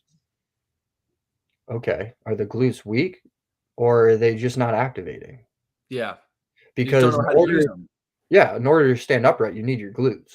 And you came to me standing upright, which means they're firing in a functional standpoint to allow you to walk and survive. However, when you need to do a squat with weight on your back, it's not survival. Your brain doesn't know how to do it. Mm-hmm. It's not activating. Is it because your calves aren't activating? Is it because your calves aren't activating because of the shoes you're wearing? Is it because the way you're sitting all day? Right, there's a lot of things. Are you experiencing long-term low back pain that hasn't been resolved? Because pain will reduce the amount of strength you have. Right, there's a lot of things that go into it, and it's pretty naive to sit there and be like, oh, it's lower cross. Yeah. And that was one of the paradigms coming into this that I wanted to shatter with a sledgehammer. Oh yeah, and that's one that I need to tiptoe that one as well, because lower cross and upper cross we get hit home pretty hard on for rehabilitation and how to treat it and recover it. However, like I'm saying, there's that one gap that doesn't address it. Like my philosophy based off of this footwear conversation, my philosophy is when I own my own practice one day, there will be a no shoe policy. You walk in, leave shoes at your door, come back here and treat. I'm going to see how your body naturally wants to move. And if I can show you that, hey, in an hour without your shoes on, doing like a couple small motions, that you are pain-free and functioning normal, and can get you to buy a minimalist shoe or whatever branded, sock shoe or whatever, to get away from the traditional style, then I'm gonna do it. I like the sound of that, man. Whenever, because I have aspirations to do the same. Open up my own place eventually. No shoe policy. I really like the sound of that. Leave them at the door. I'll make sure I keep the floor clean. Yeah. We'll make sure that someone's mopping every day. Don't worry. You're not Yep. going to be stepping in dirt or glass or anything like that. We're not going to hurt you by any Exactly. means. Now, if I may ask, and you said tiptoe, so we can move on if you want to. The general prescription being for the lower upper cross being strengthen those areas or those muscles and then lengthen the other ones. That's something that is predominantly taught in PT school, or maybe not PT school, but is it taught in PT school as well? And I don't want I'd to get say you in trouble by any means. it's taught across all the boards, PT school, because it is a how do I want to say this? It is a compensation pattern that is seen a lot in the clinic, so we dive into it. Okay. But again, for school, we learn a lot of the introductory stuff, because it's like you got to pass your board and then you'll learn your advanced knowledge in your practice. I got lucky where I had 1 degree, got a 2nd degree, went and practiced, got to create my own mindset and actually practice it at a place that allowed me without question to do it. And then went back to PT school and started learning this stuff. So I have a little different mindset towards the curriculum, because I can tell it's mostly like a let's get you to the board. When you're in the clinic, you'll learn your advanced, which is generally across the board. Doesn't matter what your program is. Even my athletic training degree was like that. Here's what you need to pass your board. Once you get into the field, you will learn it at more an advanced level. So what we learn is essentially what I've learned in the past of lower cross, right? Or even upper cross, the facilitation and the inhibitory patterns. And then generally the only bit further it goes with any type of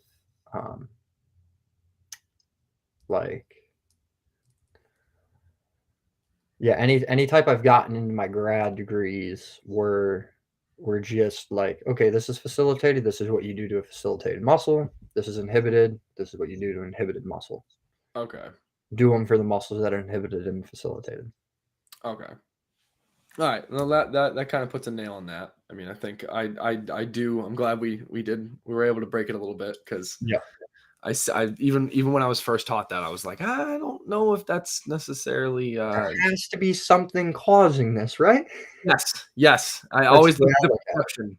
It was like, if you perceive that those muscles aren't able to be used, then yeah, of course they're gonna be weak because there's no connection to it. So I'm glad I'm not. You're kind of not solidifying, but not rationalizing, but you're helping me not feel as crazy as I once have felt. So thank you, friend. Hey, man, and I'm glad you understand it and you have the same type of viewpoint, because there's times during the day and during the weeks and even during last year where I've just been like, am I crazy? Yeah. Well, maybe I'm crazy. Maybe I'm the one. It's me. Yep, it's me. Okay. Thanks, guys. I'm gonna go over. Yeah, I'm just gonna go be by myself because I feel like I'm crazy right now. I've been in that boat. Completely agree, man. Been there. So the next thing I want to talk about, again, going kind of back to posture a little bit, is breathing's role in posture, right? So I dove down a rabbit hole with breathing my first semester in my master's degree, and even prior to that, I loved all aspects of breathing. I'm sure Wim Hof, right? There's some good research that he's done with the sympathetic Wim is nervous actually the systems. technique I do. You do Wim Hof? I do Wim Hof. Yeah, I love it. That's actually, instead of coffee in the morning, I do a Wim Hof breathing. I try not to drink any caffeine. Showers and breathing. Yes, yeah, I have cold shower on my list too. I want to talk to you about. We're going to talk about cold therapy, but that's what I did right before the podcast: Wim Hof breathing and cold shower. Perfect. But with the breathing, I have this idea kind of that I'm similar to you in the sense of the evolutionary, right? We've evolved to live and move, so that efficiency, right? We want efficiency from the body. So when it comes to poor posture, and we're talking about that, kyphotic state where you're constantly just rolled over. Yeah, yeah. Both of us are like, our chins are basically touching the the camera now, and our butts are still back in the chair. when it comes to like breathing and posture, I've been thinking about this idea, and I actually heard someone on a podcast recently talking about it, and more justification for me not being crazy. Basically, my idea is that the diaphragm will, because it's innervated to the or it's attached to the rib cage and the spine. If the diaphragm is in a state where it's not breathing efficiently, it will control and almost manipulate the surrounding muscles, such as some of the muscles in the that attach to the spine that help with the accessory movements of breathing.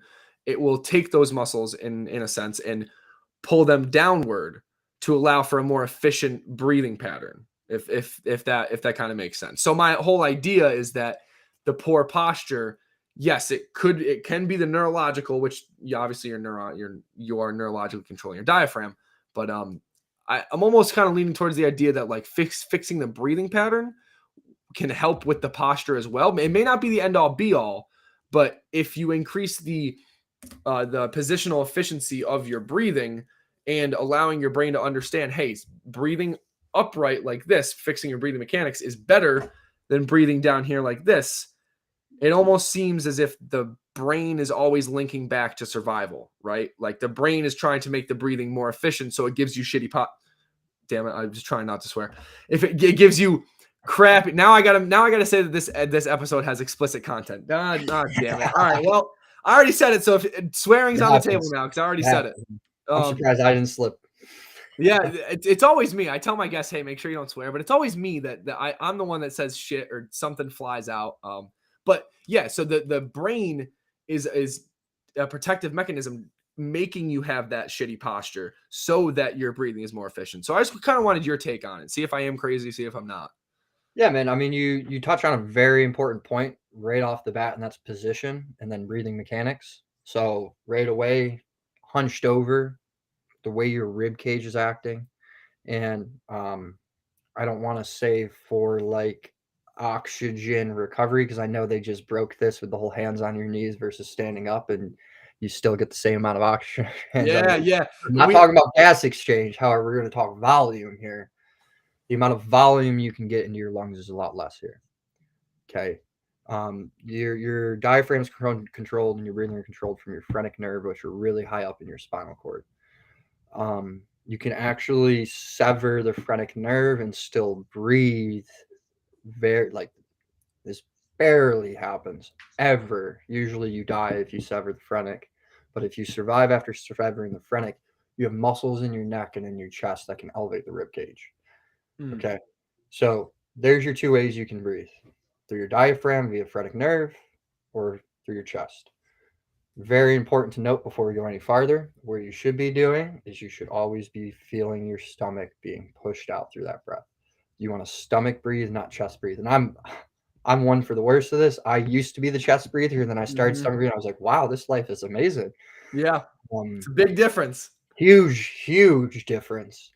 But right from this position, okay, so you're getting one, it's a lot more tense of a breath. You're not getting full expansion of your diaphragm. Your lungs are literally bashing into the walls of your pleural cavity and pushing them into your bones and the structures surrounding them. When you're here, they have a lot more room to naturally go the way they naturally should. Those two positions were hunched over and then sitting straight. Yep. So either leaned over, arms forward, head up, that terrible computer posture we all get. A lot of a lot of chest breathing occurs because your diaphragm just can't release. Mm-hmm. Okay. So less oxygen, you're probably only getting your upper lobes and not really getting to your deeper lobes because of that. The diaphragm also helps get oxygen in through changing of the pressure. So it's a lot less forceful. So you're not causing muscular tightness in your neck, right? Where you see a lot of smokers get that muscular tightness in their neck because they're forcefully taking a breath.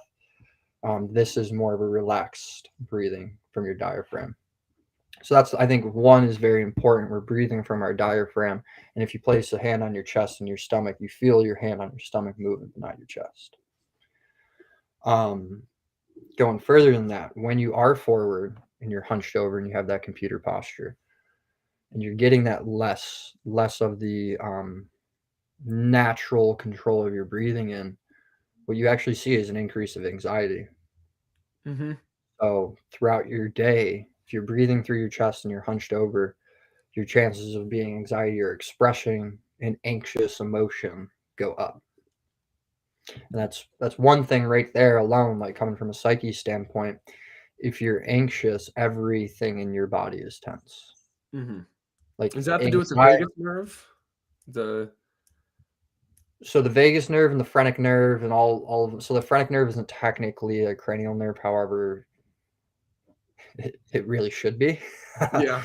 the way it kind of go. I mean, it doesn't come from your brain, so it's not a cranial nerve. It's just really high up nerve that controls some important structures. The vagus, to my knowledge, off my top of my head, goes more towards like your stomach, Okay. your larynx, your pharynx, the ability to swallow. If you do sever it, your vagus nerve will control these muscles too, like your sternocleidomastoid, your traps too. Well, your accessory nerve will hit those ones in conjunction with your vagus Okay. to force I those. guess I wasn't sure if like doing the I call it diaphragmatic breathing, but I should just say breathing properly, right? If you're breathing properly, if that has any relationship to the vagus nerve and in causing a decrease in relax or an increase in relaxation, so to speak, and decrease in anxiety. Wasn't sure if there was a connection there. Yeah, so let's go back to where we started this podcast, right? Why are you chest breathing? You're responding to something in your environment. Are you stressed? Whew. Forward. Are you anxious? Forward. Am I working at the computer? Forward. Right? It takes conscious control to get yourself up, conscious control to break that habit and start diaphragmatic breathing. Right? So it's a lot of like, my diaphragm isn't working properly. Your phrenic nerve sits so high. A lot of things need to go through your phrenic nerve to get to your cranial nerves. Right? And your phrenic nerve being breathing and the response to all those things, right?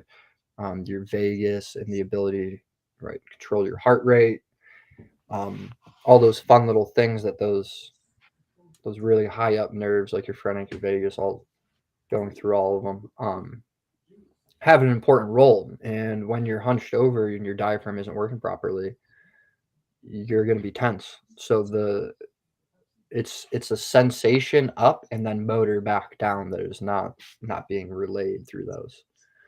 And in that effect, all you're going to do is continue to compile and compile and compile that anxiety through Okay. your. So it's like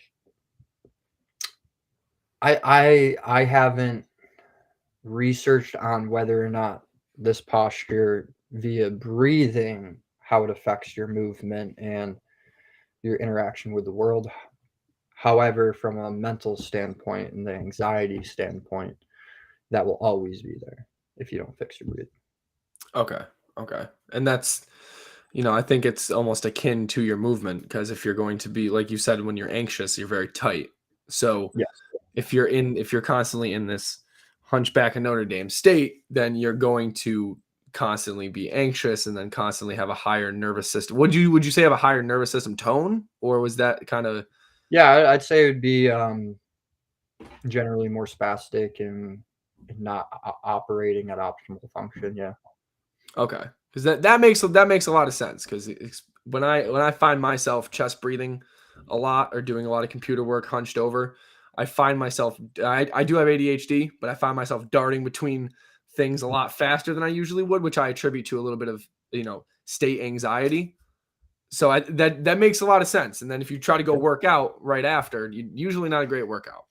Yeah, not at all. And like with Wim Hof and whatnot, the ability to control your diaphragm, just like another muscle, is everything. So just like your quad, just like your glutes, just like your biceps, like having the ability to control your diaphragm, how it's interacting with your body. Because your diaphragm, like you said, it feeds, it cruises, it inserts on your spine, it also inserts on your rib cage, and it works very, very dynamically with your pelvic floor. Hmm. So a lot of people, um, one, chest breathing, Low back pain can occur. Rated that, geez, what is it? Is it T12 through L1? Is that where we insert? Somewhere in there, that mid to lower back region, you'll experience low back pain. Or like some good rib tightness, and your ribs just are no longer elevating and depressing. Also, every time you take a breath in, your pelvic floor is like this dish underneath you. It allows you to be able to go to the bathroom, walk, all these fun things. And every time you take a breath, if this is my diaphragm up on top and this is my pelvic floor on the bottom, as I breathe in, my diaphragm is going to drop and my pelvic floor drops with it. And it Yeah. raises. So And it one keeps your pelvic floor contracts. moving. Yes. Yes. Yeah. One contracts, one relaxes, and Yes. vice versa. And it's that dynamic back and forth. So thinking about that, I'm going to use a little term, motion is lotion. Motion. Yeah. If you're moving, you're feeling good. So that pelvic floor, you breathe from your diaphragm, you're moving your pelvic floor. Okay, so your pelvic floor is staying essentially mobile, activated, you're using it, it's not sitting in a dormant state. So you don't end up having bladder or bowel problems. You don't end up having like any numbness, any tingling sensations like that, because you're optimally working. Happens a lot. Like perfect example is postpartum. So mom who gave birth recently after her pelvic floor necessarily doesn't work properly. One of the best things they do for that is good concentrated diaphragmatic breathing. Now, would you, and I know you don't deal with, labor and or giving birth or anything like that, but so for individuals with, going through that, women going through that, would you recommend doing like a 4x8 count? Would it be more like longer exhales, shorter inhales, or I guess it doesn't have to just be for pregnant or women who just gave birth. It can be for anyone. Kind of what the prescription for practicing diaphragmatic breathing should be. This is one that I'm going to give you an answer you probably won't like. It depends. Because not even that bad. Not even that bad. Okay. It's one of those that with breathing, because so pelvic floor physical therapy postpartum is kind of like in the scope I'm going for. However, there are very, very highly educated people that know a lot more in the pelvic floor than me. I just know the basics to be able to keep it healthy. Where was I going with that? For example, though, repeat what you're saying. I'm sorry. No, you're good. You were telling me that you're going to give me an answer that I really didn't like about like, and I was asking like Breathing. prescription Yes. breathing. Yeah. So I personally love the Wim Hof. I remember giving a client Wim Hof, and they came back and they absolutely hated it. So I gave them another thing. They absolutely hated it. Gave them another thing. They absolutely hated it. Gave them another thing. Finally found one that they liked. So when I go for prescription of breathing, because essentially what we learn through school is your therapy is only going to work if the person believes it's going to work. Yep. Your therapy is only as good as what they're going to buy into, meaning are they doing their exercises at home? Are they staying up to it? So it doesn't matter how many sessions of breathing we do in the clinic, or how many times I explain how to do it or what to do or the technique to do. What it comes down to is you have to want to do it, and you have to like to do it. And because of that, breathing is one of those that is so relatively new and not like normal mainstream. Like I feel like people are scared to talk that they do breathing exercises and breathing meditation. Like they really are. So when you tell someone to go home and breathe and just like I'm not even saying throw a pillow on the ground and go cross-legged and do some breathing and meditate. Do some like yogi stuff. Yeah. Yeah, exactly. I'm not even saying that. Like just in a quiet place, do some breathing, right? Not a lot of people like talk about it. And the psychology behind that is kind of like they're hesitant to go out of their way and do it themselves. The only way they will do it is if they like it. And from my experience, as long as it's following those rules, heavy diaphragmatic, making sure you're not using your chest, also making sure there's some mental focus component with it, put those two together. As long as there's some research on it, I do not mind what method most people do. Okay. So That was a long-winded way of telling me it depends. Yeah, like whatever the patient I'm wants. just At the messing. end of the day, it's what the patient wants. Yeah, yeah, and The that's patient doesn't want to do it. The patient's not going to do it. So you might as well find something they're going to do. yeah, that's almost it's not the placebo effect, but like believing in the training and believing in the outcome, Oh, right? 100%. And there's a lot of, I know we briefly touched about it previously. There's a lot of research into that, right? Like there's one of the famous studies that I've seen at least about the maids, the hotel maids that were the two different groups, right? Both of them are meeting the Surgeon General's recommendation for physical activity. Mhm. You bring both groups in. You tell one group that I can't remember if they told the control group or not control group. They told the one group that they weren't hitting the recommendations, or if they didn't bring up that they were. But regardless, anyway, they told one group that they were hitting the recommendations and that they were on the track for basically healthy living, right? Like you're doing these things, this is what you should be doing, you're going to be healthier from this. And they Mhm. told the other group basically like, keep doing what you're doing, but it's not helping you at all, blah, blah, blah. I don't know the ethics about that. That's why I'm not 100% sure if they did that. But it's like an 8 or 10 week trial. They did pre and post blood markers. So your blood pressure, resting heart rate, blood lipid counts, different things to measure your overall health. And at the end of the 8 weeks, the individual, now they had no change in activity. All 8 weeks, they came into the same exact thing, met the Surgeon General's requirements for activity every week. And the group that was told that they were doing good had a decrease in all of the numbers that would indicate a healthier intervention, and an increase in the numbers that would also indicate the same. And the individuals that were told that they weren't doing anything good or bad didn't have any change, and even some got worse. So the power of believing the intervention, at least in my experience, is it that is one of the most important things. I'm not trying to say it's like placebo and you can tell people, if you drink a bottle of vodka every night, your liver is going to be fine, because that's not how it works. But at more reasonable things, if you tell them, hey, this is working, and you get them to buy in, that the proof is in the pudding once they buy in. Yeah, exactly. I mean, you kind of the way you just explained that was the exact like think about the whole conversation, right, that we started with, right? Your brain controls everything. Mm-hmm. If your psychology is off, your body's going to be off, all the way down to that. And it's very interesting when you see it, right? You're talking in that sense, but it's the same way, right? Everything comes back to the mind. It's the mind that controls it. It's the mind that's going to tell you whether or not you can. So yeah, I completely agree with that one.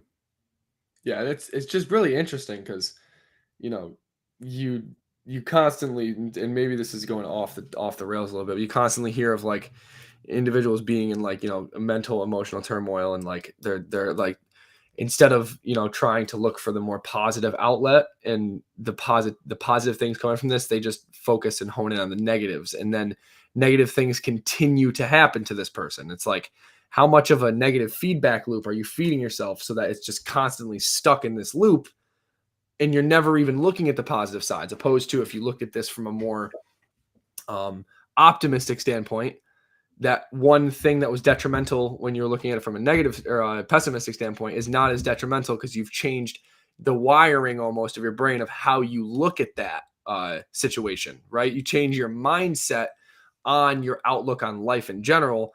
That changes the physiology, that changes your action, like in turn changes your action physiology, so on and so forth. And you see massive improvements in some people that do change from more pessimistic to optimistic. But it just got me thinking about that, because it's a very interesting brain to body connection that we don't like Yeah, to talk about all the time in and that's exercise. where I go back to, as I was saying, it's I don't care what breathing you do as long as it's diaphragmatic and there's concentration. Because Mm, as you've seen with Wim Hof and anybody listening that does any yoga or any style of meditation, half of that meditation is learning how to control your emotions, learning how to mhm. control your thoughts, and having that control so when you're not meditating, you don't get overly anxious Yeah. because it's like you just said, it changes your physiology. right? So if you can do something that limits the stress, that allows you to hone in those thoughts, that when you go into a dark room, your mind doesn't completely race, and you can find the one thought that's going to help you out. Yeah. It's that ability and that mental framework that also goes along with that breathing that helps you do it. Because like you were saying, it's the mind body, it's the holistic approach. Everything is connected. Yeah. Hey, can you say that one more time? The last thing you just said. It's the mind body holistic approach. Everything's connected, man. Yeah. See, baby, A how it's all connected lifestyle. right there. It's a lifestyle. And the what when I uh funny kind of story about the whole like Wim Hof ice. We'll move on to heat and cold after this since it's kind Mhm. of a good segue. But a funny story about that. So I last night I played hockey last night. I have a game tonight. I played stick and puck yesterday for like 3 hours, and I haven't done that in like 4 or 5 years. So my body, I was in a rough place yesterday at about Mhm. 7 or 8 o'clock. So I ended up doing an ice bath followed by kind of like contrast therapy, which I do want to ask you about. And Okay. I was talking to my mom after the bat, and she's like, "Why do you do that to yourself? That's torture." I'm like, "Only if you look at it as torture, right? Like I look at it as it's the beneficial aspect of doing the cold therapy, whether it's for my mind or my body." And I always will tell people, if you wake up and you willingly and free willingly submit yourself to like 40-degree water for like 3 minutes, I promise you that's going to be the most stressful part of your day. And then from there, there'd have to be something like, I don't know, a fist fight or a car accident that's going to make your stress levels go higher than that. And Yeah. if you can The control threshold. yourself, yes. If you can control yourself in that 40-degree water, you will be able to control your stress and anxiety throughout any other portion of your day. And I think that's the important thing when it comes to the Wim Hof and the cold exposure. That's why people should do it, not because you can go hike Everest in shorts. I mean, no one, no, that's Wim Hof. He can do that by himself, right? Like Yeah, no, it's we're more. controlling this thing. Yes, exactly. Because as we've pretty much over the last 2 hours been talking, it's this thing that matters. So if you can have control over this, the amount that you can do to your body without even needing therapy is pretty extreme. And that's why Yeah. I say it's complicated in our heads, because we have gone so far into the science that we have now have the ability to, as the listeners and the viewers are doing right now, able to take away something as simple as that. Hey, you have a low back problem. Maybe, I mean, could be a plethora of things, just Hmm. overgeneralizing here, but maybe it's because you've been chest breathing for the last 10 years. You know, Maybe it's because maybe you're wearing heels. maybe it's because you're wearing heels. Maybe it's because you've been driving straight for too long, right? There's so many tiny little things that within like 60 seconds can be fixed Yeah. and take away just by And we linking it back to the brain. kind of just overlook it and say, "Oh, and this is I think part of the society, right? We want a quick fix, but we don't want to put the work in to get a quick Mhm. fix, and we'd rather do the things that have been espoused to us in whatever media it may be, or by our friends. Physical therapy being one, not talking about kind of what you do, but like general physical therapy. And we think going outside of those boundaries is something so foreign and uncomfortable that we'd rather live in the pain than take the extra time that we might need to focus on improving our brain and our mindset so that we're not in pain. But it's a give or take. What are you going to try to attack today with your clients, right? And you only got so many hours with them every week. And that's exactly it. It's about one, doing what the client wants to do, because Hmm. you do have to aid to that, but at the same time fitting in what you need to do to get them better. And it's Yeah. that communication with them, like, hey, this sounds completely foreign. This is not something many people do across, the country or even world. This is a fairly new thing that we're doing. However, if you give me 30 to 60 minutes, if you don't like it at the end, we can switch. Yeah. Let the proof If you be in the don't like pudding. it at the end, I won't charge you for your session. We can come Yeah. back tomorrow. We can do something else. That's typically in my experience within that 60 seconds and trying to explain the best of the ability what's going on, how it's going on seems to buy people in for it. Yeah. And I think not just the explanation, but the sensation of pain-free and or able to, raise your hand over your head when you weren't before.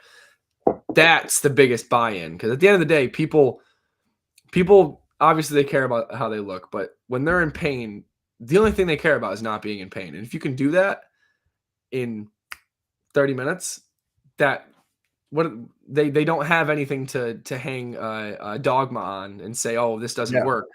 They swallowed their pride with it pretty quickly. Yes. It's like I'll go back to the client I had a little while ago with the lumbar fused to the sacrum, right? The reason he came into me was because he couldn't, like, he went to traditional therapy and it just wasn't working. It took him about an hour to an hour and 15 minutes just to roll out of bed every morning. It's like, okay, so you're here because you just want to be able to go about your day. That's it. Like simple things like, let's go from rolling out of bed and taking me an hour and let's make it back to where it should only take you 10 seconds. Right. And that's something that kind of hit home with me. I was like I went home one day and I was like, all right, imagine if it took me an hour to get out of this bed. Like, I got to be at work at 5:30 in the morning. So it looks like I'm up at 4:00. Yeah. And that's not even about things like that. That's not even like showering, and that's just getting out of bed. Exactly. So you're up at like 3:00 to make sure you have time to get everything done. Exactly. Yeah. So coming in, I made sure I was pretty transparent with him at that point. Like, hey, this is the way I think about things. There's not a whole lot of research, being done in this way because it's a fairly new way of thinking about the way the body moves and interacts with the world. But hey, I think you're a beautiful candidate for it. And within the first session, right, I was able to take him from being hunchback Notre Dame, got him to stand upright straight, took his pain away. Now he had a lot of things going on, but my first thing was his pain. Got his pain to go away, and he came back it was a Tuesday. He came back in Thursday. And he came back and slunched back over. And I remember just in my head when I see him, I was like, no. It was like it didn't work. Nothing I did lasted. It only gave him temporary relief, which, if you get temporary relief, I'm happy. But it was one where I was like, hey, I think I just did something real good for you. So I go over, I'm like, hey, doc, what's going on? What's happening here? Why are you slunched? And he had the biggest smile on his face. And he said, I woke up Wednesday morning. It only took me 10 minutes to get out of bed. Once I got out of bed, I walked back to the farm, dug 500 holes and planted vegetables, came back inside and moved 3 fridges that I've been trying to move for the last 10 years out of my basement. I was like, oh, yeah, I think I would be walking like that if I did all that. Yeah. Okay, let's get over here and let's get you back up straight, and then we're gonna try strengthening it so like you can go do all of this activity you've been waiting to do for the last 5 years. That's so awesome. It was like perfect. So you're hurting because I gave you the ability to do what you wanted to do. Yeah, I gave you the ability to use the muscles the way they should be used, and now the muscles are sore as hell. So even with his low back fused to his sacrum, like that's what I found was absolutely dumbfounding. It was like even after being like I wish I caught him before he went to post-op. I don't remember talking to them if they had any like degeneration or anything like that kind of pushed it along. That would have been a different story. Like I said, I can't fix physiology. I take normal physiology and I make it better. So if you have osteoarthritis or osteoporosis or rheumatoid arthritis, something like that, I can't really stop you from going to get a low back surgery. Yeah. I can do my best. But yeah, it really comes back to that. It's like, if you can get, like, listen, that's the one thing I can express to everybody. Listen to the person that's in front of you. They will tell you everything. It's like they're living with it. If you have a question and you're wondering what's going on with them, ask them. Now, they may not be able to explain it in the terms that you want them to explain it in, but it's your job to understand what they're trying to explain and figure out a good outcome for it. Yeah. And I find sometimes that individuals will new sensation they will perceive as pain Just they're not used to that new sensation, and New sometimes trying. sensation or one they haven't been doing in a while. Yes, Like a if they little haven't both. done it in 30 years. Oh, that's weird. Ow, it hurts. It hurt, or are you finally just using it right? Like you brought Yeah. up the point with the foot. Well, I'm sorry, I didn't catch that last part. Like you brought up the point with the gentleman or the client you had their foot. You're Oh, doing yes. Yes, where pain. as soon as we got the shoes off and I made him be consciously aware of how his feet were, he's like, "Oh, I didn't even realize they were like that." And then like would consciously change it and be like, "This feels really, really weird." And I always use the example of like, have you ever walked on your hands? People look at me like, "What? Walked on my hand? No, why would I walk on my hands?" I'm like, "No, I have you." And they're like, "No, I haven't." I'm like, "Okay, so if I got you to walk on your hands today, wouldn't it feel a little weird?" And they're like, "Yeah, it'd feel really weird." I'm like, "Okay, so these new movements are gonna feel really weird because you've never done them. It's not that they're painful. So stop telling me, 'Ow, you're in pain.' That's new sensation. You're just not used to the Yeah, sensation." exactly. Yeah. And I don't want to throw it out because there are very individual specific things. Like let's say you haven't moved your hip, like you haven't been rotating your hip, right? You haven't been doing internal external rotation of your hip. Well, maybe you get some capsulitis, and then getting through that like might be a little painful, but the actual like addition of new motion that you haven't done should not be painful. It should be discomfortable, but not painful, as long as nothing else is going on. Yeah. Because I see a lot of times when you don't do the motion, and this is something new that I've been learning, is your capsules around your joints will actually become more fibrotic. What And what what does that mean, fibrotic? so, like lay down, I don't want to use become tougher, less ability to move, create tightness. So it's like let's think a lot of fibers. It's like muscles have fibers, your tendon has fibers, your capsule is essentially ligament. So it's your ligamentous fibers completely enclosing a joint. Mhm. And when those get tight, they become fibrotic. They lay down more fiber to not Okay. allow it to move anymore. Okay. So for example, your shoulder when you get a very tight capsule or fibrotic capsule, you will first be limited in external rotation, then you'll be limited in abduction, then you'll be limited in internal rotation. So you'll see Mhm. a greater decrease of range of motion, external rotation, then a little bit less of abduction, and then less of internal rotation. You won't see much with flexion or extension just because of the way the joint sits. But those three motions, if you see restriction in them, it usually follows like a capsular pattern of the shoulder. Okay, so Based off that, you can say it's not coming from the bone, it's not coming from the muscle, it's not coming from a bursa or like an impingement, it's coming from the capsule. And that capsule is another one of those physiological things like, hey, you haven't been using it. We need to do some manual to get this thing loose. It's like scar tissue essentially. It's like laying down a bunch of okay. scar tissue over top of a ligament that's supposed to be going and moving. Okay. So and this might be a stretch, would fibrotic be similar to like um I've heard, and this is anecdotal, I believe, but I've heard people talk about how their synovial fluid becomes more viscous over time with inability or inactivity. Would that be like kind of the same as fibrotic? And viscous just means like thicker fluid of the synovial fluid. Yeah, viscosity. Mhm. I'll go back and forth on that because I have a lot of theories along viscosity and water content and water concentration and stuff like that Okay. aren't generally talked about. As we've sat here, there are a lot of hot takes that I just think seems like it's a very easy answer, but apparently people think I'm crazy. Um, Hit me with them. so I'm so all it's like ears. synovial fluid is a liquid base. Synovial fluid is within the capsule. So to create more viscosity would mean that your body wouldn't be bringing enough water to the area. And you have in synovial fluid, there's a lot of different things. Wow. I mean, I can't say it wouldn't. I think there's a combination of both lack of water, lack of movement, creating because when you move, you're going to bring water to the area.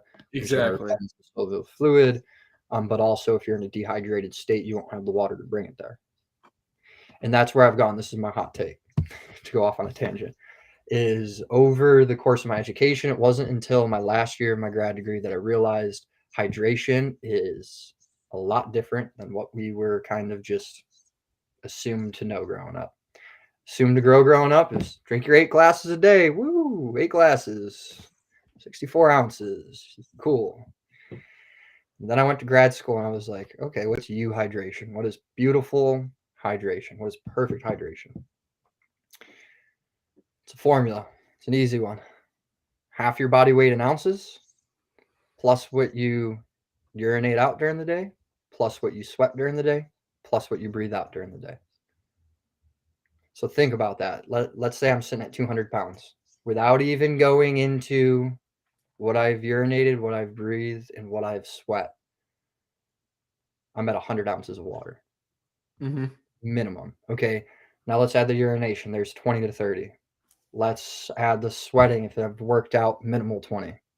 Okay, so now we're up to 140 to 150. Now add what I breathe, probably only 2 to 3 ounces. Not much. So we'll just keep it at 150. That's a gallon plus a couple glasses of water. Yeah. That is optimal, perfect hydration. Okay. So when you go into a lot of these pathologies that I consider, poor hydration related, it's like synovial fluid. Well, if I had 150 ounces of water in me a day versus 64, would I have more synovial fluid? Would I have more synovial fluid in every joint instead of the one that's just working, resting? You know what I mean? Because you have the ability to have it. Your cells are performing optimally. Your osmosis is performing optimally because you just are constantly flowing new water through. Your brain, even when you're sleeping, your brain uses some of that just to wash away some of the inflammation. It's kind of cool. Yeah. That one works.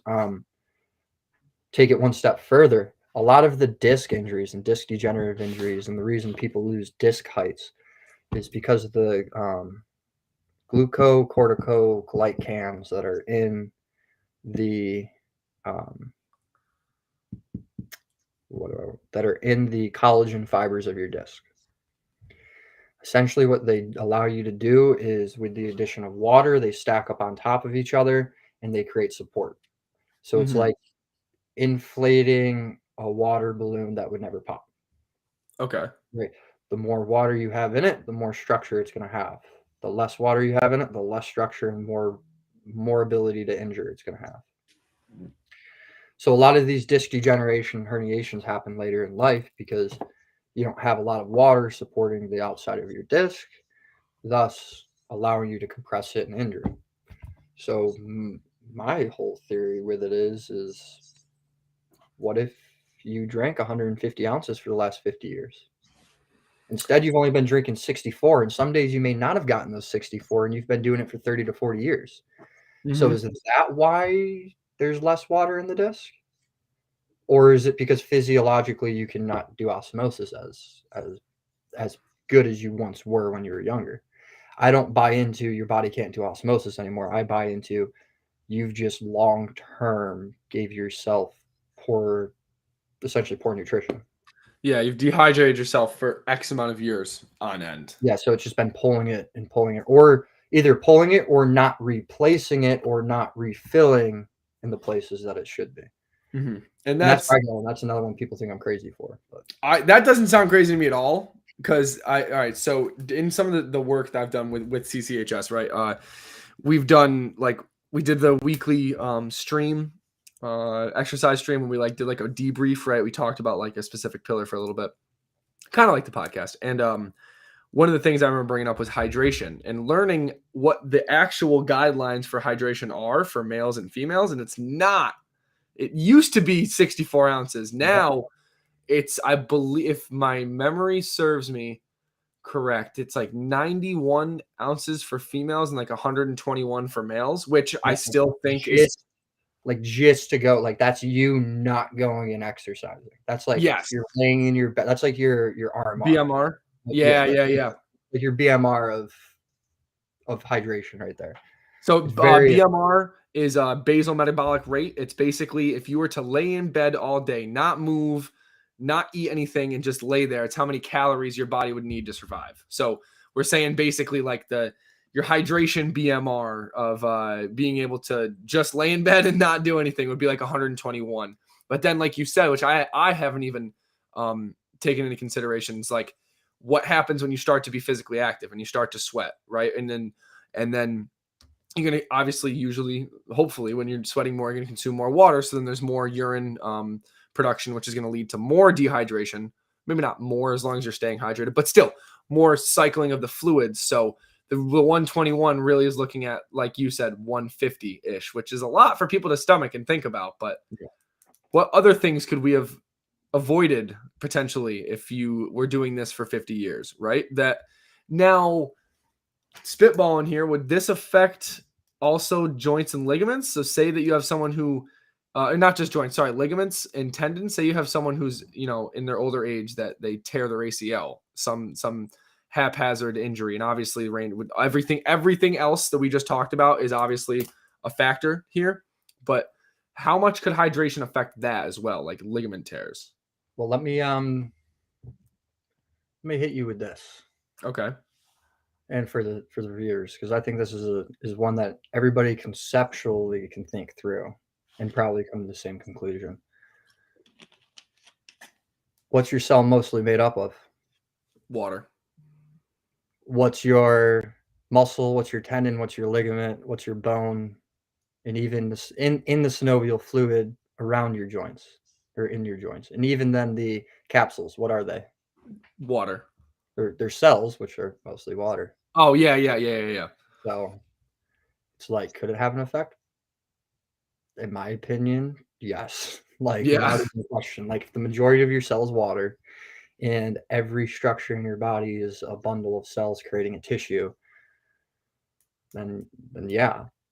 Yeah, if you take away that, like think about that. So if you have all that water and your ACL is like perfectly like in a line, perfect hydration, and then you slowly reduce it, right? Your space that you're going to be able to elongate is going to go down and down and down. So then now your ability to shift and still be fine and not injure your ACL is going to go down. Or Mhm. that's part of it. Your ACL can move a little bit. It's Yeah. dynamic. I mean, not dynamic in the fact that it contracts, but like it moves. It's allowed to Yeah. move. Um, Less water, more fibrotic, more tightness, less ability to translate, which means you would need less movement to cause the same effect of a tear. Okay. It's kind of what I was expecting your answer to be, but Like, it I'm goes down curious. to, I was talking about the disc in your vertebrae. It goes to your meniscus too. Like, think of, Yeah. you have menisci everywhere in your body. We'll talk about the knee just because it's The the most common. easiest. Yeah, like that is there very important to allow you to absorb shock and increase your articulation between your femur and your tibia. You reduce the amount of water, you're going to increase the articulation on your tibia and femur. You're going to decrease the amount of shock you're going to be able to absorb. And now the amount of coverage you have on both your tibia and your femur is going to be less, which is going to create instability in your knee. And Mhm. creating instability in your knee, increase, like we talked about it, your knee is stable, it does not want to move.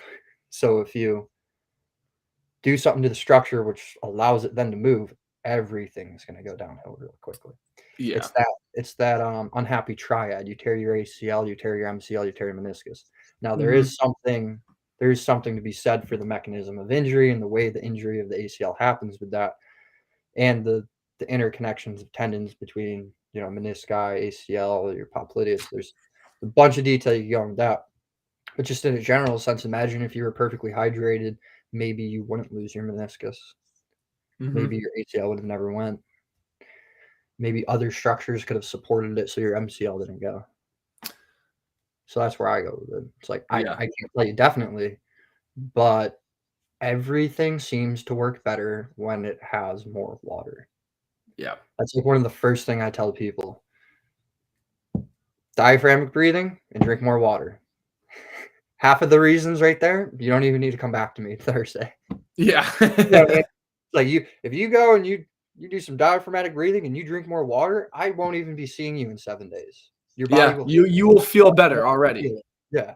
Yeah. Your body wants to heal itself. You give it the right things to do to heal itself, and it will go.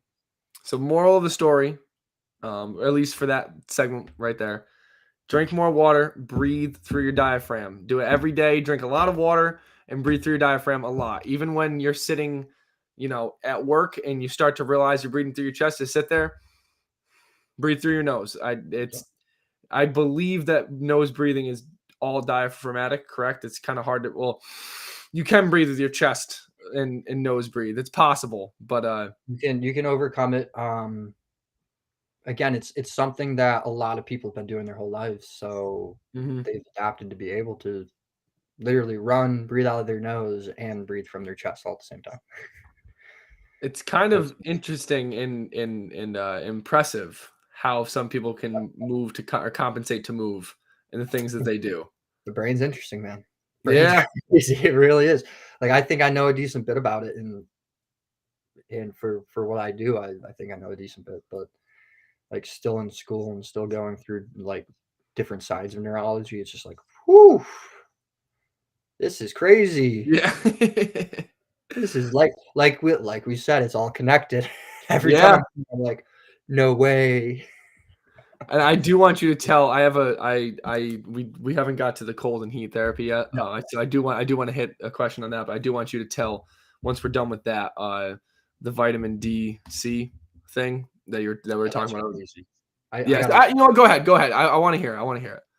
Well, I should have had the research readily available, but it's either within the last 3 or last 5 years, there's been new research that has shown that diseases like scurvy, that are vitamin C deficient diseases, um, came about through the study of paleology, came about with the addition of carbohydrates. So the human body and the human genome never needed vitamin C, and there's a large list of micronutrients. I don't remember them all, but vitamin C was the big takeaway. You didn't need vitamin C until you added the carbon. And when I say carb, I mean the non-natural out of the ground carb. So like your breads, your pastas. Starchy complex carbs. Yeah. Yes. So to put it to that end, your body's immune system naturally worked fine with fat and meat through evolution with vitamin D. So the sun was all we needed for nutrition. Or I'm sorry, for your micronutrition to help your immune system. Mm-hmm. It wasn't until it got to the addition of carbohydrates. When carbohydrates got added into the human diet, that's when they started seeing vitamin C deficiency. And it was like, what's vitamin C? And you see a lot of people eating fruits and green vegetables after that. That's just so crazy to They're like, think. you're like, they didn't even have a name for it. It was just like, what's going on with your body? Eventually it became scurvy, but Why are you turning yellow? Or is yeah. it yellow. Why are you turning yellow? This doesn't make any sense. Are you on your way to dying? And you've been on a boat for 3 months and all of a sudden you're yellow. What the sun's above you. This doesn't make any sense. You've been doing fine. Yeah. You're doing everything fine. What's going on? But yeah, there's some really good research, and I know I'm not doing it to a great end here, but if anybody's interested, look up what would be some good keywords. Absence of vitamin C and evolution would be a good one. Or the addition of vitamin C through the evolution of the human diet. If you look too far into like some paleontology research and documents, you'll start to find it. People who like to look at bone remains. One of my really good friends, I'm going through school right now.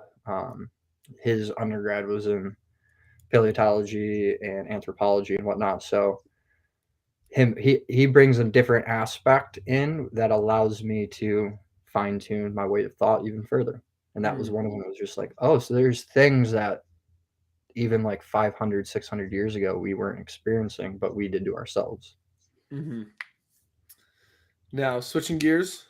Yep. Heat and cold for rehab and performance. So this was something that we talked about the other day a little bit that I really wanted to get back to because as I was saying, I guess we'll start with contrast therapy. Well, we can start wherever you want, but one thing that I use very often, especially for sore muscles and injuries, more not like tendinous or ligamentous injuries, but more so like impact injuries from playing hockey. And I guess you could use it for tendons and ligaments as well, seeing as they're not as they don't have the same vascularity as the muscles do. So you could use it. But contrast therapy was the basic idea that the way I like to explain it at least is that so you take cold and heat. You do about 7 minutes of cold, say ice bath or ice pack on the area of injury, and then 7 minutes of heat, and then you repeat that. I think the protocol, at least the protocol I learned, was like 7 times, but it's a lot of minutes. That's 15 minutes basically times 7. So if you got, 2.5 hours, go ahead and do that. But you can obviously push it back a little bit and have like 5 and 5 or 10 and 10, whatever it may be. And my understanding behind it is that I'm going to use the terms good and bad very loosely right now. But when you have the injury, and this is 48 to 72 hours past injury. So I want to make sure that's very clear. So we will talk about that with the inflammation, right? Inflammation is not a bad thing, but 48 to 72 hours after the onset of the injury, you have this quote unquote bad blood locked in there, right? And what you're doing when you ice it is you vasoconstrict and you compress all of that blood deeper into the tissue and kind of lock it in place. And then once you hit it with the heat, you're basically like throwing a fastball, throwing like a 90-mile-an-hour fastball down in the arteries and veins and whatnot, and getting all the good blood now in replacement of where that bad blood was, right? And then you let that circulate for 7 to 10 minutes, and then again you lock down now it's not bad blood anymore, it's good blood, right? That's fresh, nutrient rich and nutrient dense and oxygen rich blood. So now we lock down that good blood with the cold, and it goes deep into the muscle, and you're allowing it gets the rejuvenative processes to go on at the molecular level, which I know you know more than I do. But then you keep repeating that over and over again until you're done with whatever the protocol is. But the whole idea is you're cycling blood in and out, because blood is from my understanding, the end, not the end all be all, but the precursor for injury recovery when it comes to especially like bruises and like skeletal issues and ligamentous issues. So I kind of just want your opinion first on contrast therapy, and then from there kind of going deeper into like rehab, ice, heat, the paradigm of needing to ice after competition. Yeah. So that I was going to start first saying, yes, blood flow, your body will not heal if it does not have blood flow to it. And it needs a steady cycle of the good nutrients in, bad nutrients out. And I think a good way before diving right into like contrast therapy and whirlpools, things like that, explaining more of my background and my thought process behind it. Yes, please do. Because if I think I dive right into it, I'll confuse a bunch of people. So my background, my master's thesis, I completed on the effect of intermittent cooling on simulated basketball game performance. So intermittent cooling is the application of ice during competition. So you just played a quarter of basketball, you come off the bench, I throw ice on you, specifically the lower extremities, and then you go back without a warm-up into the second quarter and play. Okay, seems pretty insane. In doing so, I did a pretty comprehensive review of pre-cooling, so cryotherapy before exercise, intermittent cooling, cryotherapy during exercise, and post-cryotherapy or cryotherapy after you've completed your exercise. With my background being athletic training, I fell into the cryotherapy realm of expertise because I was always questioning why I made 1,000 ice bags after a football game or or practice. It was just like, what am I doing? Because these guys are coming in every single day for ice for 8 weeks, and it's just like, this ain't doing nothing. So I dove into it, and so going into whirlpool and the contrast, the thing with cryotherapy that they see post exercise, we'll talk post first. Post exercise, things need to happen. Why do you put ice on your body? Most people believe that they put ice on their body because it's going to help them heal. However, really, the only thing the ice is doing is going to constrict the blood vessels, specifically in the skin. And I'll dive into that a little bit more further. And it's also going to be used as an analgesic, analgesic, and take away your pain. So it's like quick ibuprofen, right? You throw it on, now you're feeling the cold and you're no longer feeling the pain. In the act of doing so, right, those are your two goals. In the act of doing so, depending on where you are in the body, depends on whether or not it even happens. For example, it'll take you 10 minutes at the ankle to change the skin temperature 1 degree Celsius. However, it will take you 45 minutes at your quad to change the skin 1 degree Celsius. And that's the skin, that's not the muscle. So think about how long you would need the ice on to get to the muscle. So someone coming to you saying they want ice because their muscles hurt, maybe you could use it as a pain control, but I'm going to go further so you don't even use it at all. When you get injured, your body goes through, as you alluded to, the natural healing process. Lasts about 48 to 72 hours. In that process, things are coming into the area.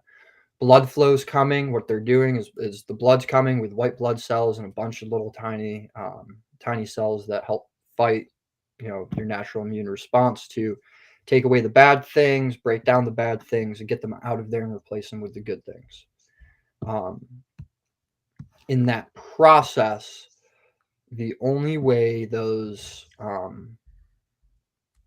cells get there to help combat this paradigm of needing good and getting rid of bad is through inflammation. Protein synthesis also happens in inflammation.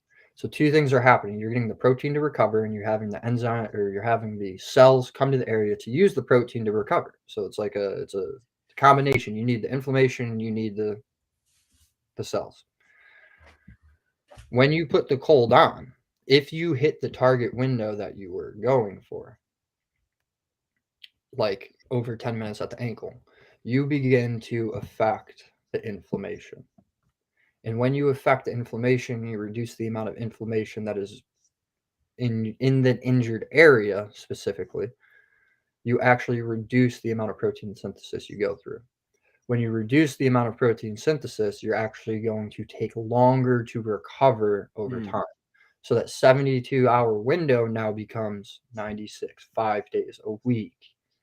And then to the point where throughout your season, you never actually recover because you just cyclically do it over. It makes you feel great, but it never fixes the problem. Now, I shouldn't say fix, because fix would be way down. It doesn't allow your structures to recover, so the next day you can go in and not get the inflammation back. Right? You may be moving weird, but talking really small physiology right now. So in one sense, cold alone for an extended period of time actually can hinder your recovery period, which will only bring you back into the clinic, getting more ice, and in this never-ending cycle. And there's a lot of research that has shown that, and a lot of the reason why ice really, as long as you know the research, ice really isn't given after treatment, after exercise, unless I will put this caveat to it, unless it's too much. Inflammation is good, too much inflammation is bad. So let's say I roll my ankle and I tear the ligaments. Well, tearing the ligaments, I'm going to bring too much inflammation, and I'm actually not going to have the room to even get the blood flow out. So that's a time where you would want to elevate the leg, throw some ice on, and let gravity do the work. So not price, not rice, just elevation and just a little bit of ice. Don't need the pressure. We don't need the rest. Rest will actually do even worse. Just want to make sure we Take that, rice. And Price has been refuted by the dude who actually created it. He came out right before I started writing my thesis saying how he altered his data. He's been doing all of that for a while. So everybody's paradigm of ice being good came from someone altering numbers.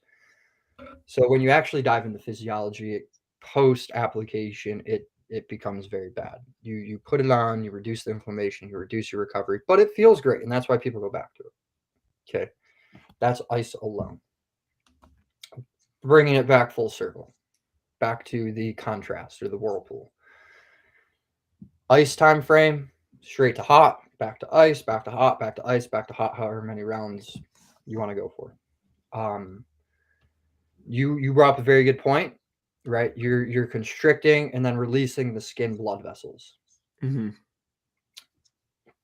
That I agree with, right? That's the blood action. I want to talk more on the inflammation side. You did a very good job with that, so I don't need to go any further with the blood side. The inflammation side of things, the cold and the heat. And now I know we talked about the time component, but let's just say that the cold has been on for a long enough time that we're beginning to affect, the deeper layers beneath our skin. So we've gotten below the dermal layer. Now we're, looking at the inflammation, subdermal and the muscle and the tendons and the joints. The cold will push that blood flow out, constrict it, not let so much in. So if there's too much inflammation, it will get rid of it. And then you jump back over into the whirlpool and heat. The heat then will bring new inflammation to the area with new cells to help clean out, help fight, help recover you, right? New cells to go through protein synthesis, right? And then they're working, they're being used. You go back into the cold to get rid of them. Freeze them back out, get rid of them, get away. Go back into the heat, bring more blood, bring more inflammation, good inflammation, go back.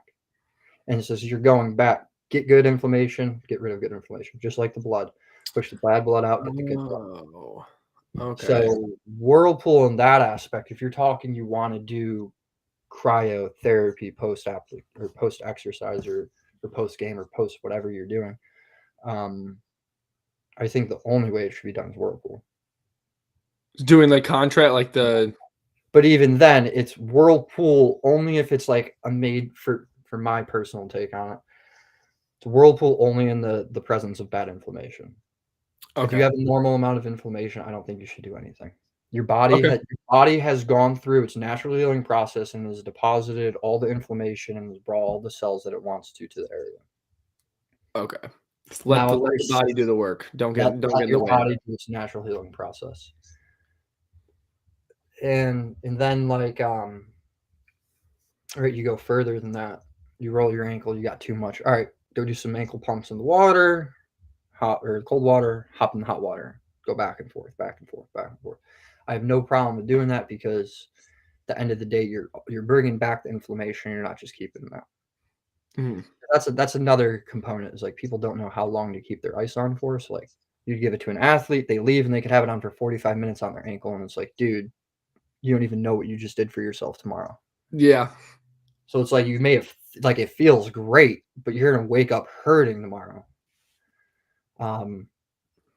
So it's one of those. It's like if I'm doing anything post activity and I want to use a thermal or cryotherapy treatment, I will use whirlpool versus just cryo.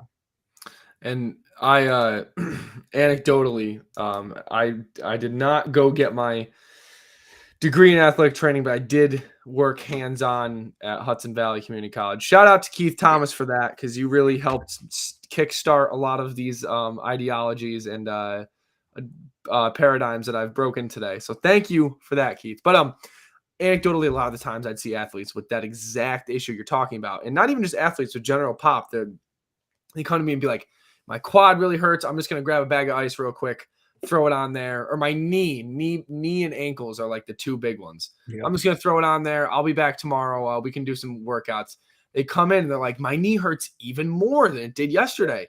In the first year there, when I wasn't as hands-on, I always wonder, I'm like, why is it that it hurts more the day after we're doing something that's quote unquote supposed to be beneficial. And then once I started to actually do the research into it and then, toy around with some athletes myself doing contrast, it made so much more sense. Like blood flow is the name of the game in recovery. And now I'm sitting here and I'm like, I'd yell at someone if my client came over with an ice pack on their ankle. I'd be like, no.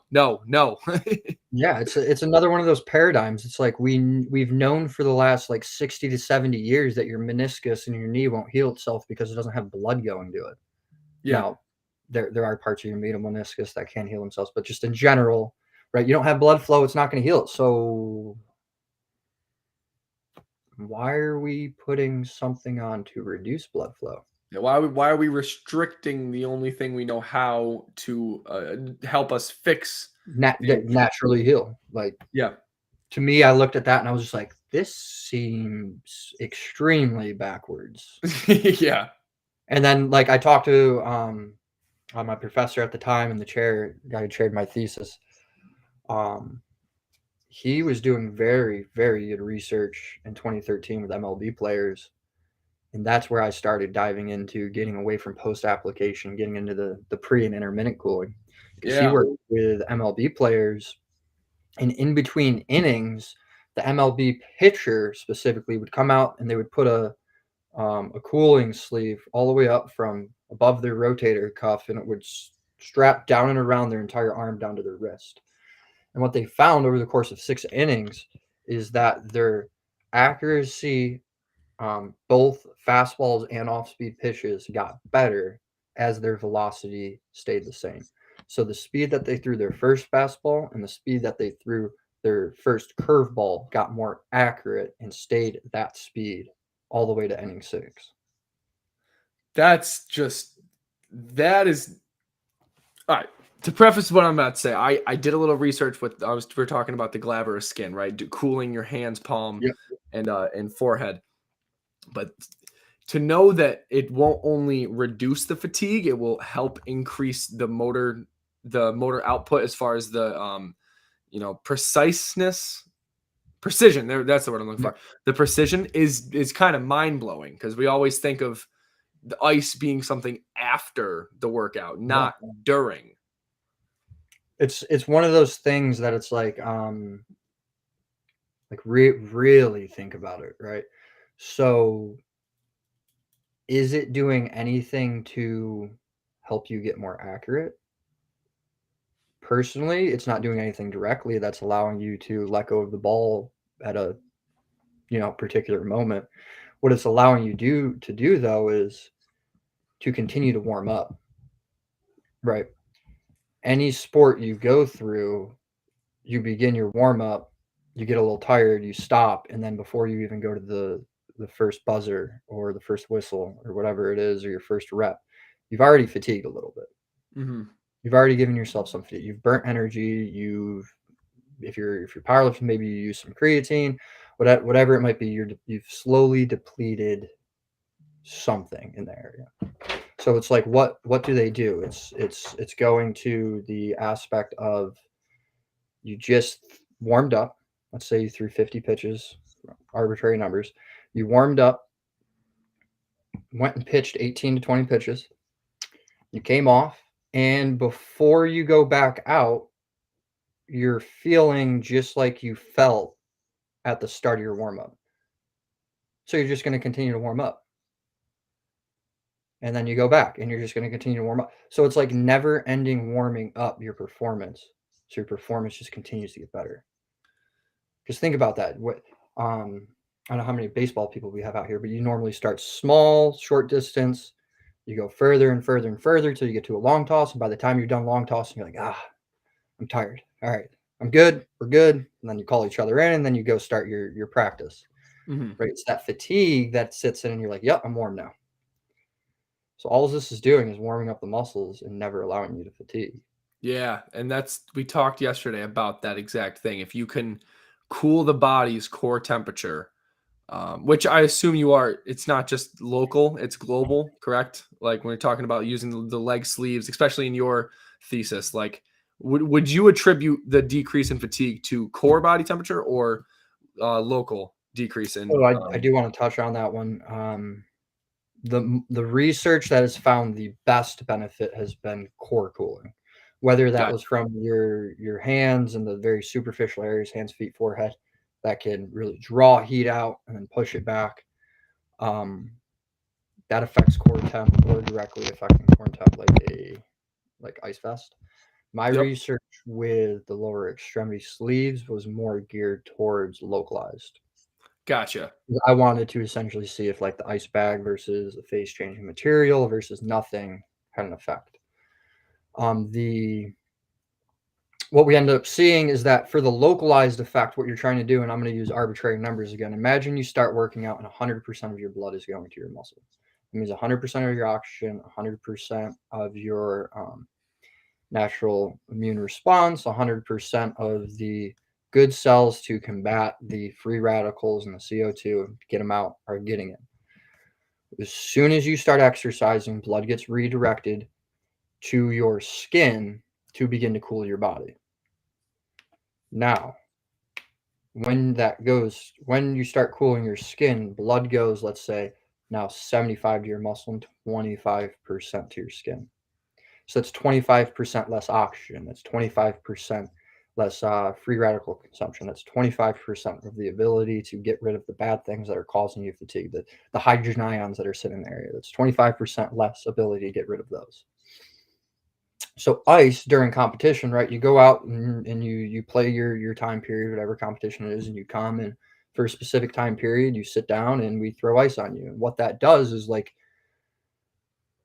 acting like sweat, but being sweat at an extreme rate, right? Your body naturally wants to sweat. And what's it doing? It's sweat. So it evaporates and it cools your skin. Cools your skin, so blood then goes back to the muscles. So what did we just do? We were just sweat at a very, very, very accelerated rate to the point that your body hopefully never even began sweating. Yeah.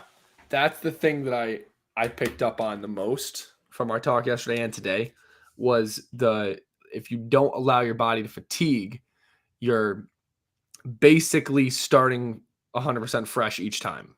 Yep. And not only that, but from my understanding, your research, it showed that the rate of perceived exertion was much lower in the individuals that, or maybe not much. I think it was significantly lower in the individuals that used the leg sleeve, the cooling leg sleeve, opposed to the individuals that did not. So maybe the performance Mhm. wasn't changed, but the feeling of exertion was changed, which will then kind of cascading effect here. If you don't feel as exerted, you're not going to feel as fatigued. If you're not as fatigued, you're not going to get injured as quickly because fatigue is one of the benchmark precursors for injury. Correct? That's exactly it. You said it perfectly. If you don't feel fatigue and you don't feel like you're working as hard, that means your performance is. I mean, I'm sure I don't have any psychological research in front of me, but I'm pretty sure after going through a degree with sports psych students around me, that when you can perceive it to be easier, you can work harder. So I do Yes. want to say on my research specifically for basketball, we did not see any performance variable increase, but we saw ratings of perceived exertion from quarter one all the way through quarter four go down, and PRS, so perceived recovery scale. So how we would ask you how much did you exert yourself as soon as you got done with a quarter, and then right before you began the quarter, we would ask you how much do you feel like you just recovered. And all of the individuals that did it with ice saw a significant improvement in their recovery through the second half. So from quarter one to quarter two, they didn't feel like any change. Could have been adrenaline, could have been starting the game, but they felt like they were exerting less. Mm-hmm. It was the second half that they felt like they were starting from quarter one again. And the data kind of showed it quarter one linked to quarter three and quarter two kind of linked to quarter four. Yeah. So it's basically like playing two. Well, obviously you're playing two halves in the game, but playing two fresh halves. Exactly. So it's like you're coming in like the way I put it is because I'm basketball background. The way I put it is there's two ways to get the rebound. You can jump higher than someone, or you can get to your peak quicker than someone. your jump height and the amount of time it takes you to reach peak height are both going to go down with fatigue. So by the fourth quarter, you and your opponent have both dropped the amount you can jump up and the amount of time it takes you to get to your peak. So you're both are going to be playing below the rim now. Imagine now that where you were at the end of the second quarter or the end of the first half, right? The jump height and the jump rate that you reached your peak height stayed the same at the end of quarter 4. You now are higher than your opponent. You're getting there higher than your opponent, right? Because you haven't lost that half inch off your vert. You haven't lost that 0.1 second on your elevation time. It's things like that. It's not like oh, I want to see you get better at jumping. No, I want to see you lose less off your jump height. I want to see you mitigate how much performance you lose because of your fatigue. And then, so that was what I kind of did there. And then my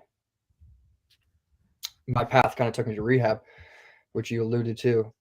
Then you're not feeling fatigued, you're performing better, and you get injured less because it's less that now you are like, oh, I'm tired. You're like, oh, can't breathe. Oh, my legs hurt. Right now it's like, ooh, cutting, you're moving good, you're jumping fine, right? There's no problems. And that's something that I really want to make sure people understand. It's not necessarily like I'm looking for a 10-meter sprint to get better. I want to see that where you were jumping at the end of the first half, you are still jumping that at the end of the second half. Yeah. And oh yeah, where I was going to go with that. So say that individuals want to be able to use some style of intervention like this. Now I have my own suggestions of how to kind of go about that, because from my understanding of the research I've done, not physically doing the research and creating the studies, but researching individuals who have, there's a kind of happy medium where, and then we're talking about glabrous skin now. So no, I gotta stop saying that word. It doesn't matter. Skin with no hair on it, right? Yep. So your palms, your feet, your forehead. The best way to cool those areas is to not put ice on them, because then you're just going to vasoconstrict the area and cause the blood to kind of stay in, or the heat to stay in the body. So for anyone listening to this and thinking, okay, this stuff sounds really cool and the science is pretty cool, might be over my head a little bit, which, hey, me too sometimes, so don't feel bad. But you're wondering, hey, what can we do about this? How can I use this in my everyday life? So do you have any easy ways of going about using this? And with that in mind, that if you just throw ice packs on your hands and feet, you're going to keep more heat in than you're going to expel, which might actually decrease your performance, and rate of perceived exertion might increase. So do you have any suggestions or tips on ways to kind of I'd say there's two ways. Just like you were saying, that ice pack really doesn't do a good job. A relatively cool but not freezing, so right at like 32 to 55 degree water for a short period of time, or a fan. Okay. Now the fan will do less, but in what I'm envisioning right now is you're at the weight room, right? You're sweating. If you can use the fan to evaporate the water on your skin, you will cool. Okay.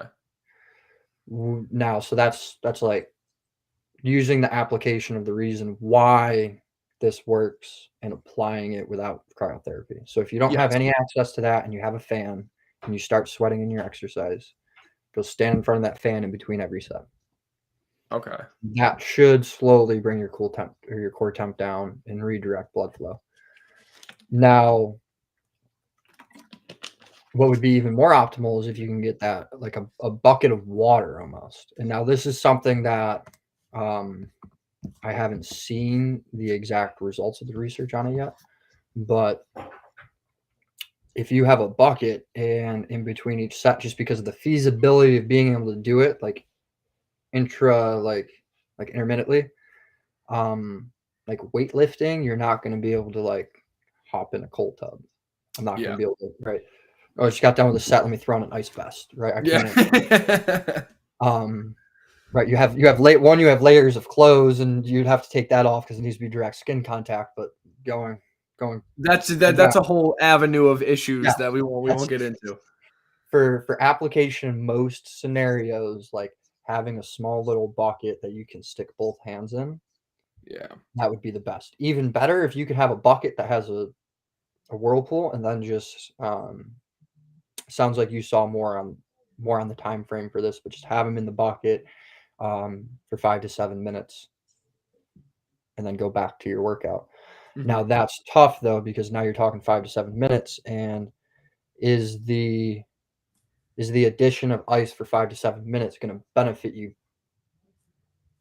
or hinder you when you don't want your rest period being 5 to 7 minutes? That makes sense. Yeah, like energy Now we're system wise. Yeah, now we're talking. Now we're like when you do it like into a sense like that. It's like, all right, yeah, let's say you're at the weight room and you want to continue to perform, or I'm doing sprints on the field, right?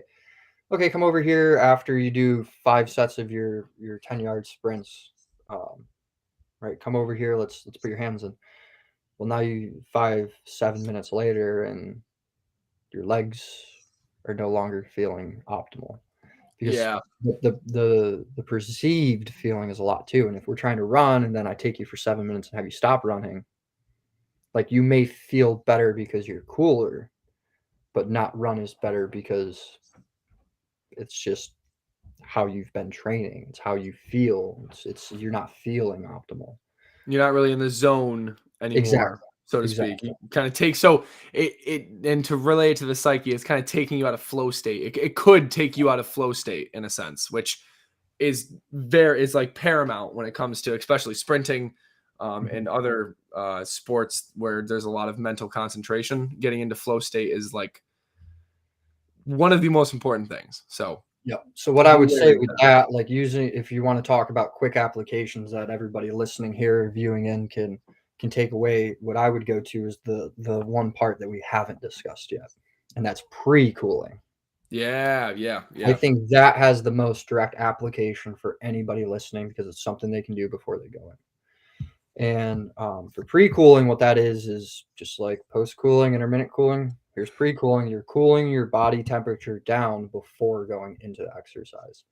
And this one resembles more like post-cooling rather than intermittent cooling, meaning that it's something that is not location dependent. Well, this one's not location dependent. The post application is pre-location dependent. Mhm. This one is not location dependent, with the intention to lower your core body temperature, knowing that as soon as you start working out, it's going to rise. But let's say you drop it 1 degree Celsius, it's going to take a X component of the time frame to raise that 1 degree Celsius back to your baseline. So if it takes you 25 to 30 minutes to increase the body temperature or your core temp that 1 degree Celsius back up, then that's 25 to 30 minutes that you haven't been fatiguing. Yeah. So you try and mitigate your fatigue so you can perform optimally for longer. Is it going to last 60 minutes? No. However, if you can get through your warm up and then get through like your main component for the day, or maybe even the two main components for the day, without ever experiencing a rise in body temp, you get so much more out of the things later on in the exercise. Yeah. You get so much more out of recovery, and then you get so much more like longevity because you're not injuring yourself as much. Yeah, which again goes, yeah, like you're saying, goes back to that cascading effect. When you're Correct. fatigued, you're going to injure yourself faster, Yep. and that's something that I want to start. Maybe not. I don't really have any. I only have a couple athletes I train now, but trying to implement more, even before competition, right? So, Mhm. um, being able to cool yourself pre hockey game, pre whatever your sport may be, so that you don't get fatigued as quick. And I think Yep. that it might be a common or uncommon thing for people to hear, but I think if you I'm not gonna lie, I stole this from the Joe Rogan podcast, this um um not description but analogy, right? If you the first person to ever see fire was probably really freaked out by what fire is, right? So the first time, and they're probably like, this is crazy, this is like magician's work, right? The first time you hear about pre-cooling yourself, you think, wait, wouldn't that like stiffen my muscles and like, restrict my blood flow? Why would I want to do that?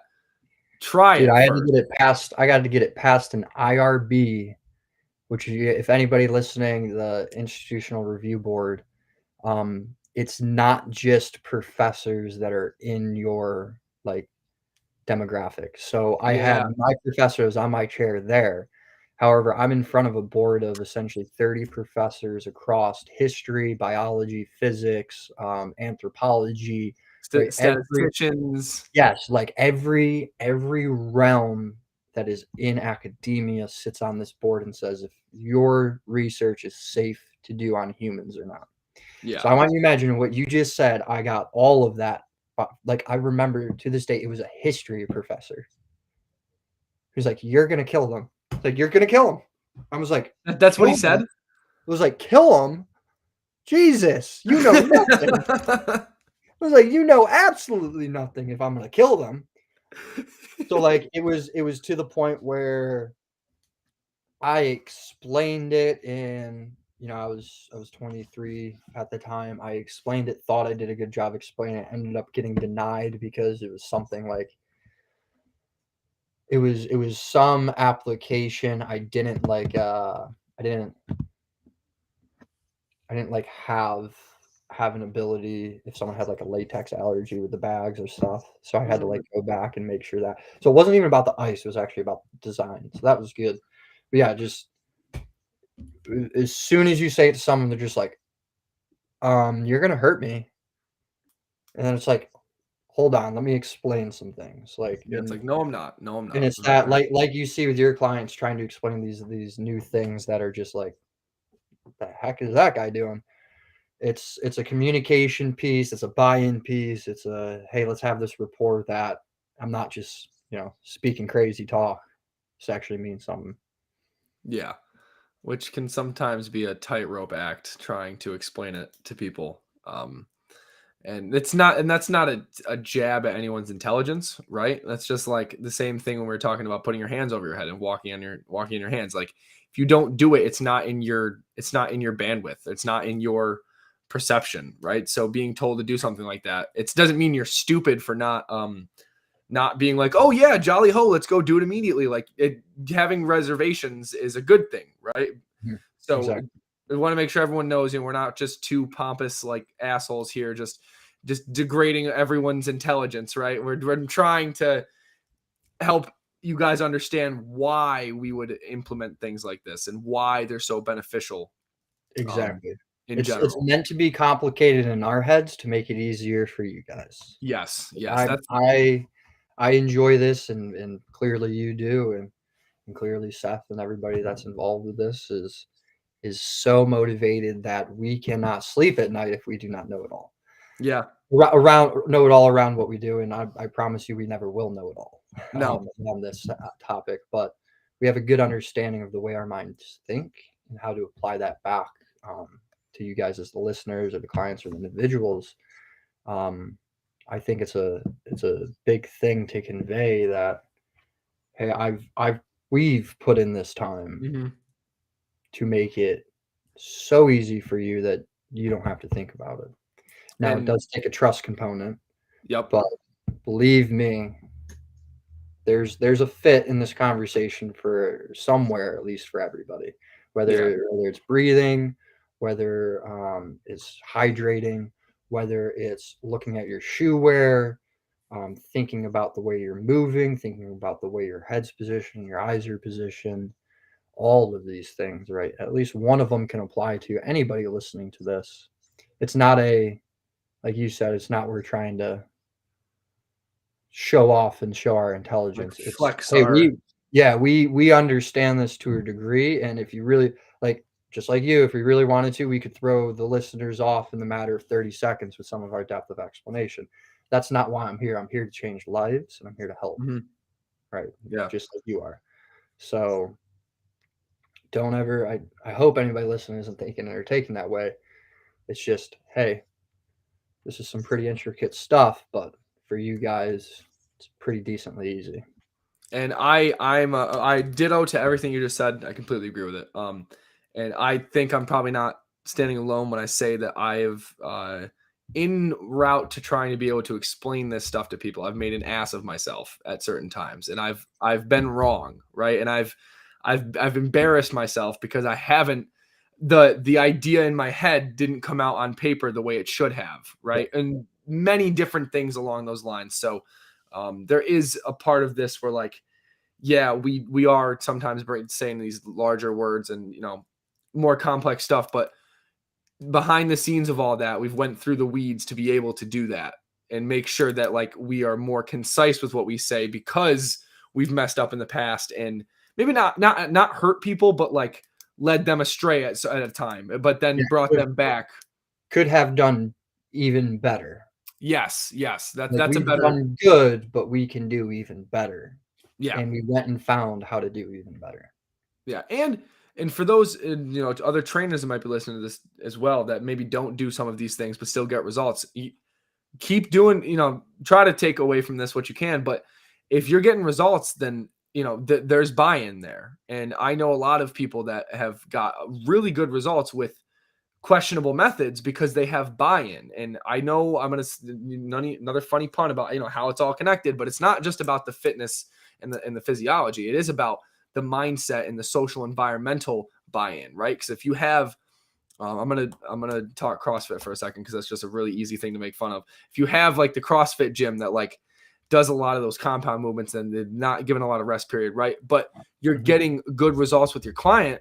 It may not be because you're not doing the functional movement. It may be because you have a great culture at the gym. You have a great family aspect at the gym where people love to come to the gym and it makes them feel better just being in your doors. So keep doing what you're doing. If you hear this and that kind of that kind of hits you in the heart a little bit or in the pride, I'm not trying to do that by any means, but keep doing what you're doing because it's as long as you're getting the buy-in, that's really what's important. Yeah, man. If you're one of those lucky people that just no pain doing anything they have and they got the camaraderie at the gym and hey, stick with it. Don't Yeah. listen to me. Like, if you Yeah. figured it out, do not listen to me. This is for the people that are, you know, those simple agging pains or hey, you're not lunging correctly. Why aren't we lunging correctly? You're not squatting even. Why aren't we squatting even? Right? It's these further down the line things. Yeah. Not the hey, I woke up, I'm fine. I lift, I'm fine. I never hurt, I'm fine. I got a group of guys I work out with, I'm fine. Like, don't Exactly. like that sense. Maybe think about your hydration and how you breathe. Other than that, Keep like, doing what you're doing, man. yeah, something's working for you. Yeah. It isn't broke, don't So, fix it. we are coming up here on, first off, this is my longest podcast and it does not feel like it's been 3 hours. I'll be Kind honest. of quick here. Yeah, I know. That's what I was thinking. I looked up. So I do have something I got to get to at 4:30. That That's fine. We can wrap it up here, and we can whatever we have, we can save for a part 2 sometime. I was just gonna ask if you would willing to, maybe not this week, but whenever your busy life is a little less busy, if you'd like to do a part 2, because I only got through. I'm checking off the things on my list. I only got through about 7 of those 14, 15 things on the list. Got So about 2 hours. yeah. We'll need another 3 hours to do it. Oh, But that's great. the last thing, because we talked about the nervous system a lot today, and I Yep. do want to bring this up. So let me open up this tab so I don't butcher what I'm about to say, because I do need to help remember from memory. So briefly before the podcast, we talked about the R7 method. So basically, the R7 method is like a neurological continuum. So for those of you not watching and just listening, think of a bell curve, right? So inverted U, basically same thing, right? So the bottom, it's the neurological curve, right? So the bottom, you have your parasympathetic state, which parasympathetic state is basically just your rest and digest. Like right now, Dalton and I are both probably in our parasympathetic state, both nice and relaxed. Like we're not, there's not a bear chasing us or anything like that. We're not in the fight or flight, right? So that's the bottom of the curve, right? And the top being your sympathetic state where that bear is chasing you, or you do have that 400 pounds in your back, right? And the R7 is the idea that you should start in the parasympathetic, and then within the workout, so at R4 or 5, you should be hitting your heaviest lifts, most aerobically challenging or nervous system challenging activities, and then coming back down inside of the workout to the more parasympathetic state. So the way that it reads off is, one is like kind of like the release, right? So this is where you're kind of getting the blood flowing. You're working on any positions throughout the day, like we've been talking about with the lower back pain, trying to get rid of some of that, not even pain, but get rid of some of that stiffness, right? And through some of the techniques that we already talked about. And then R2 being like the reset, and this is kind of more like mobility driven. So trying to work on specific tissue capacity, soft tissue capacity, like being able to help with the range of motion. R3 being like the readiness. So this is like movement prep, right? You're doing squats, you do a squat pattern that day. You get the musculature ready for whatever movement that is. And then R4 being the reactive. So now this is where the curve is starting to go upwards, right? It's on its way up, 3 and 4. For readiness, it talks about the nervous system, and I always make sure my clients do some type of med ball slam, med ball throws, something with full body nervous system activation. So that's the easiest thing I can relate the R4 to. Then the R5 is the resistance. So this is everything's primed and ready to go. Now you're almost at the top, right? Or you are at the top of the curve. This is where you do all of the resistance training, heavy resistance, right? Full nervous system activation. You're doing 300, 400 pounds back squat or deadlift, whatever it may be. Number 5, wait, is that 5? That was 5, yes.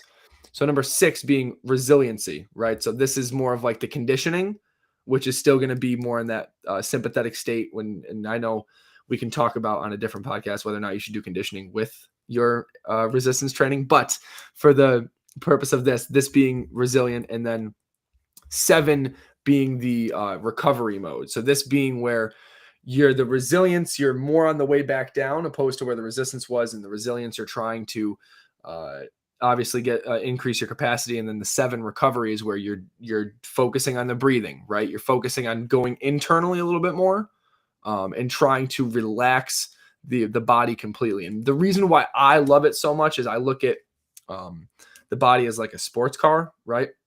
So if you say you don't do any of this, you don't warm up right, and you just go right into it. You start doing med ball slams, back squats, dumbbell rows, like you just killing your nervous system, right? You are essentially driving your car at like 90 miles an hour, getting off the highway and leaving the car running for however many hours, and then getting back in the car and going 90 miles an hour again, not turning it off, keeping it running. So the analogy is when you're not letting the body go back into that parasympathetic state, you're not turning the car off and letting the engine and the pipes cool down. So you're kind of overdoing the work on the nervous system and the nervous system and obviously the muscles as well. So trying to get yourself back to that parasympathetic state where you can allow your body to rest and digest, because that's where a lot of the recovery components that we've talked about today, that's where those are taking place. And I'm not sure if I don't know if you would get the same recovery if you're in the sympathetic state, where you're in the fight or flight state. So, and maybe we can talk about that too, but trying to get yourself back into a parasympathetic state. And I kind of just wanted your opinion on the entire, continuum, and whether or not that's something that you think, would be beneficial for individuals, or if it's, kind of hocus pocus. Yeah, no, I like I like the way it's structured, right? Parasympathetic, warm up, back to parasympathetic, warm up, perform, back to parasympathetic, essentially. Yeah. And I think there's 2 things with that.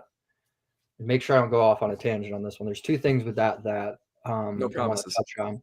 So the first thing, like you talked about, it was a activation, a slow performance of mobility, and then maximal activation of your central nervous system before you even go and do a rep. Yeah. Most people stretch and then get the maximal CNS activation, and then they go through the exercise. So it's like the beginning component that fills the gap in. That model allows coaches something to utilize to be like, am I actually warming someone up? And I say, Yeah. am I warming someone up? Because through the research, it's hard to see that skeletal muscularly we need a warm up.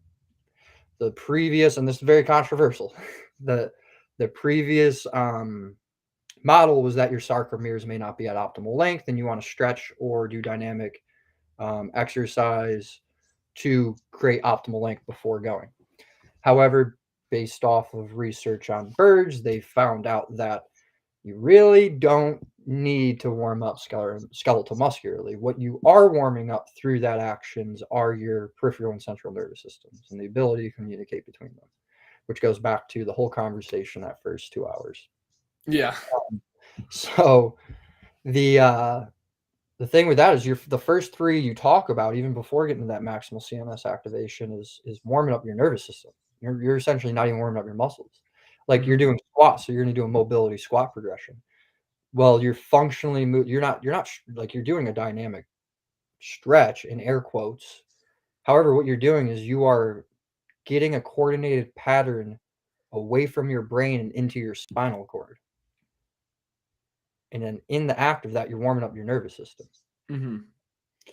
And then you bring up a good point at the end of the workout. So there's the first half, right? You technically don't need to warm up your skeletal muscle system. It's your nervous system that needs to warm up to allow your skeletal muscle to contract and relax as it properly should. Yeah. So that's the aspect there. The middle ground, absolutely beautiful. Love the max CNX activation. Loving the build up to the max thing. It's the end that I want to talk about here. The revive to parasympathetic. So at this point, you probably know more than I do on this one, but I believe as long as the research still stays, every 10 days you need to stress your nervous system in order to keep a strength adaptation. Once every 10 days. And max, are you talking like max strength? Like without losing it, without getting detrained. Okay. I know from like the endocrine system wise, hormonally, it needs to be about like a week to 2 weeks. Yep. So a lot So of yeah, things, when you start diving into like what you need stimulus of once before you start losing, everything runs right around that 10-day mark. It's kind of wild. yeah, 10 to 14 days. I don't know why I haven't been able to figure that one crack out. that code yet. Yeah, it's just the way your body likes to do. So like personally growing up through the weight room, I did a lot of bodybuilding before I got into other realms. And with bodybuilding, it was old school when I was starting it, and it was, go to failure every set, go to failure, and you're getting done, you're shaking after your workout. Well, that shaking is just so much tension through your system that you have fatigued your nervous system so far that it cannot even control your movements.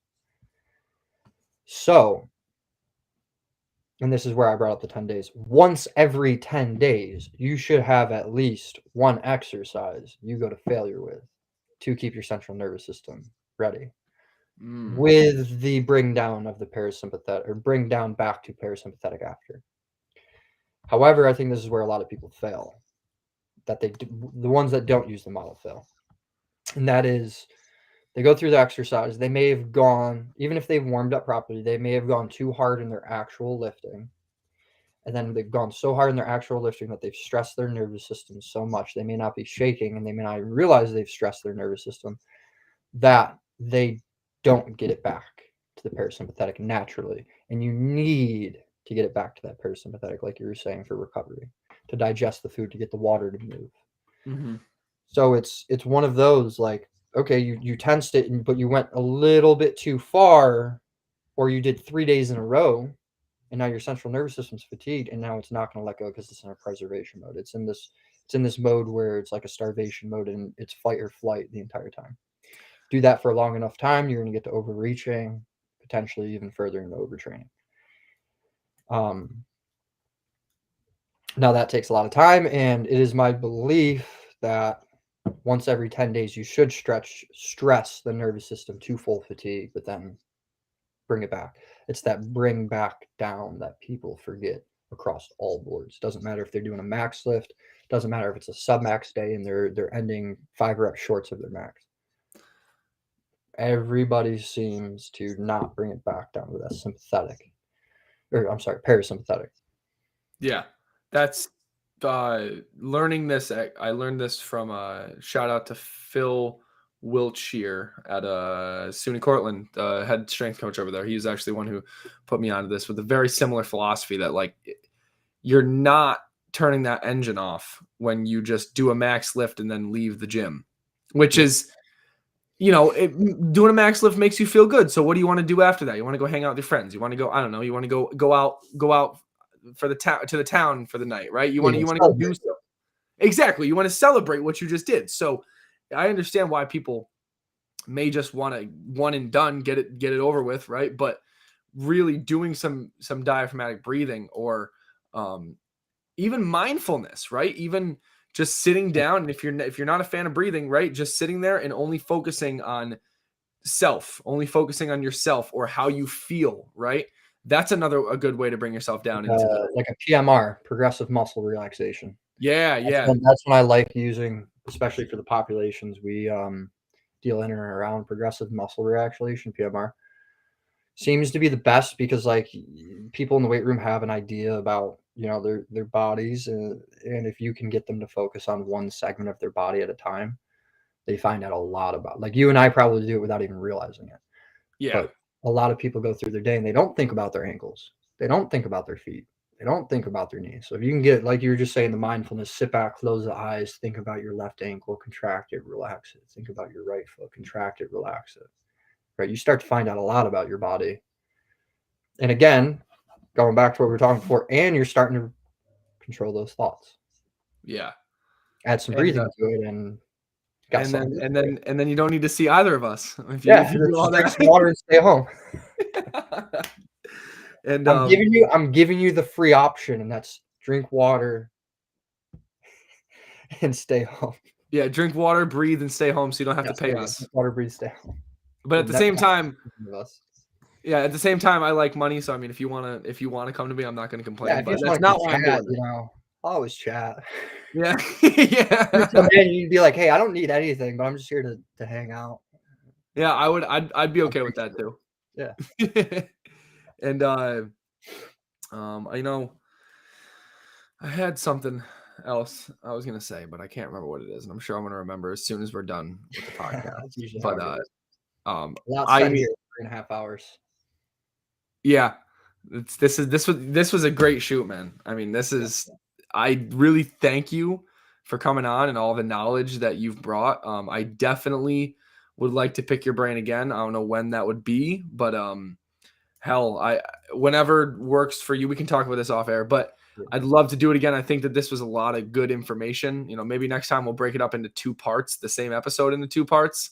But I really love this, man. So I want you to tell the people where to find you, and tell people a little bit about, you know, how to find you if they want to look more into you and maybe your services and whatnot. Yeah, so easy places: Facebook, Dalton Cousin. Going to Instagram at Dalton Cousin. Keep it pretty basic. Going further than that, if you want to contact me, set up consultation, talk, whatever. Most things I do right now are online, just because I deal with people from Georgia, Tennessee, Ohio, New York. Not really an in-person thing, but can always set up times to just chat further on any of this if you want to.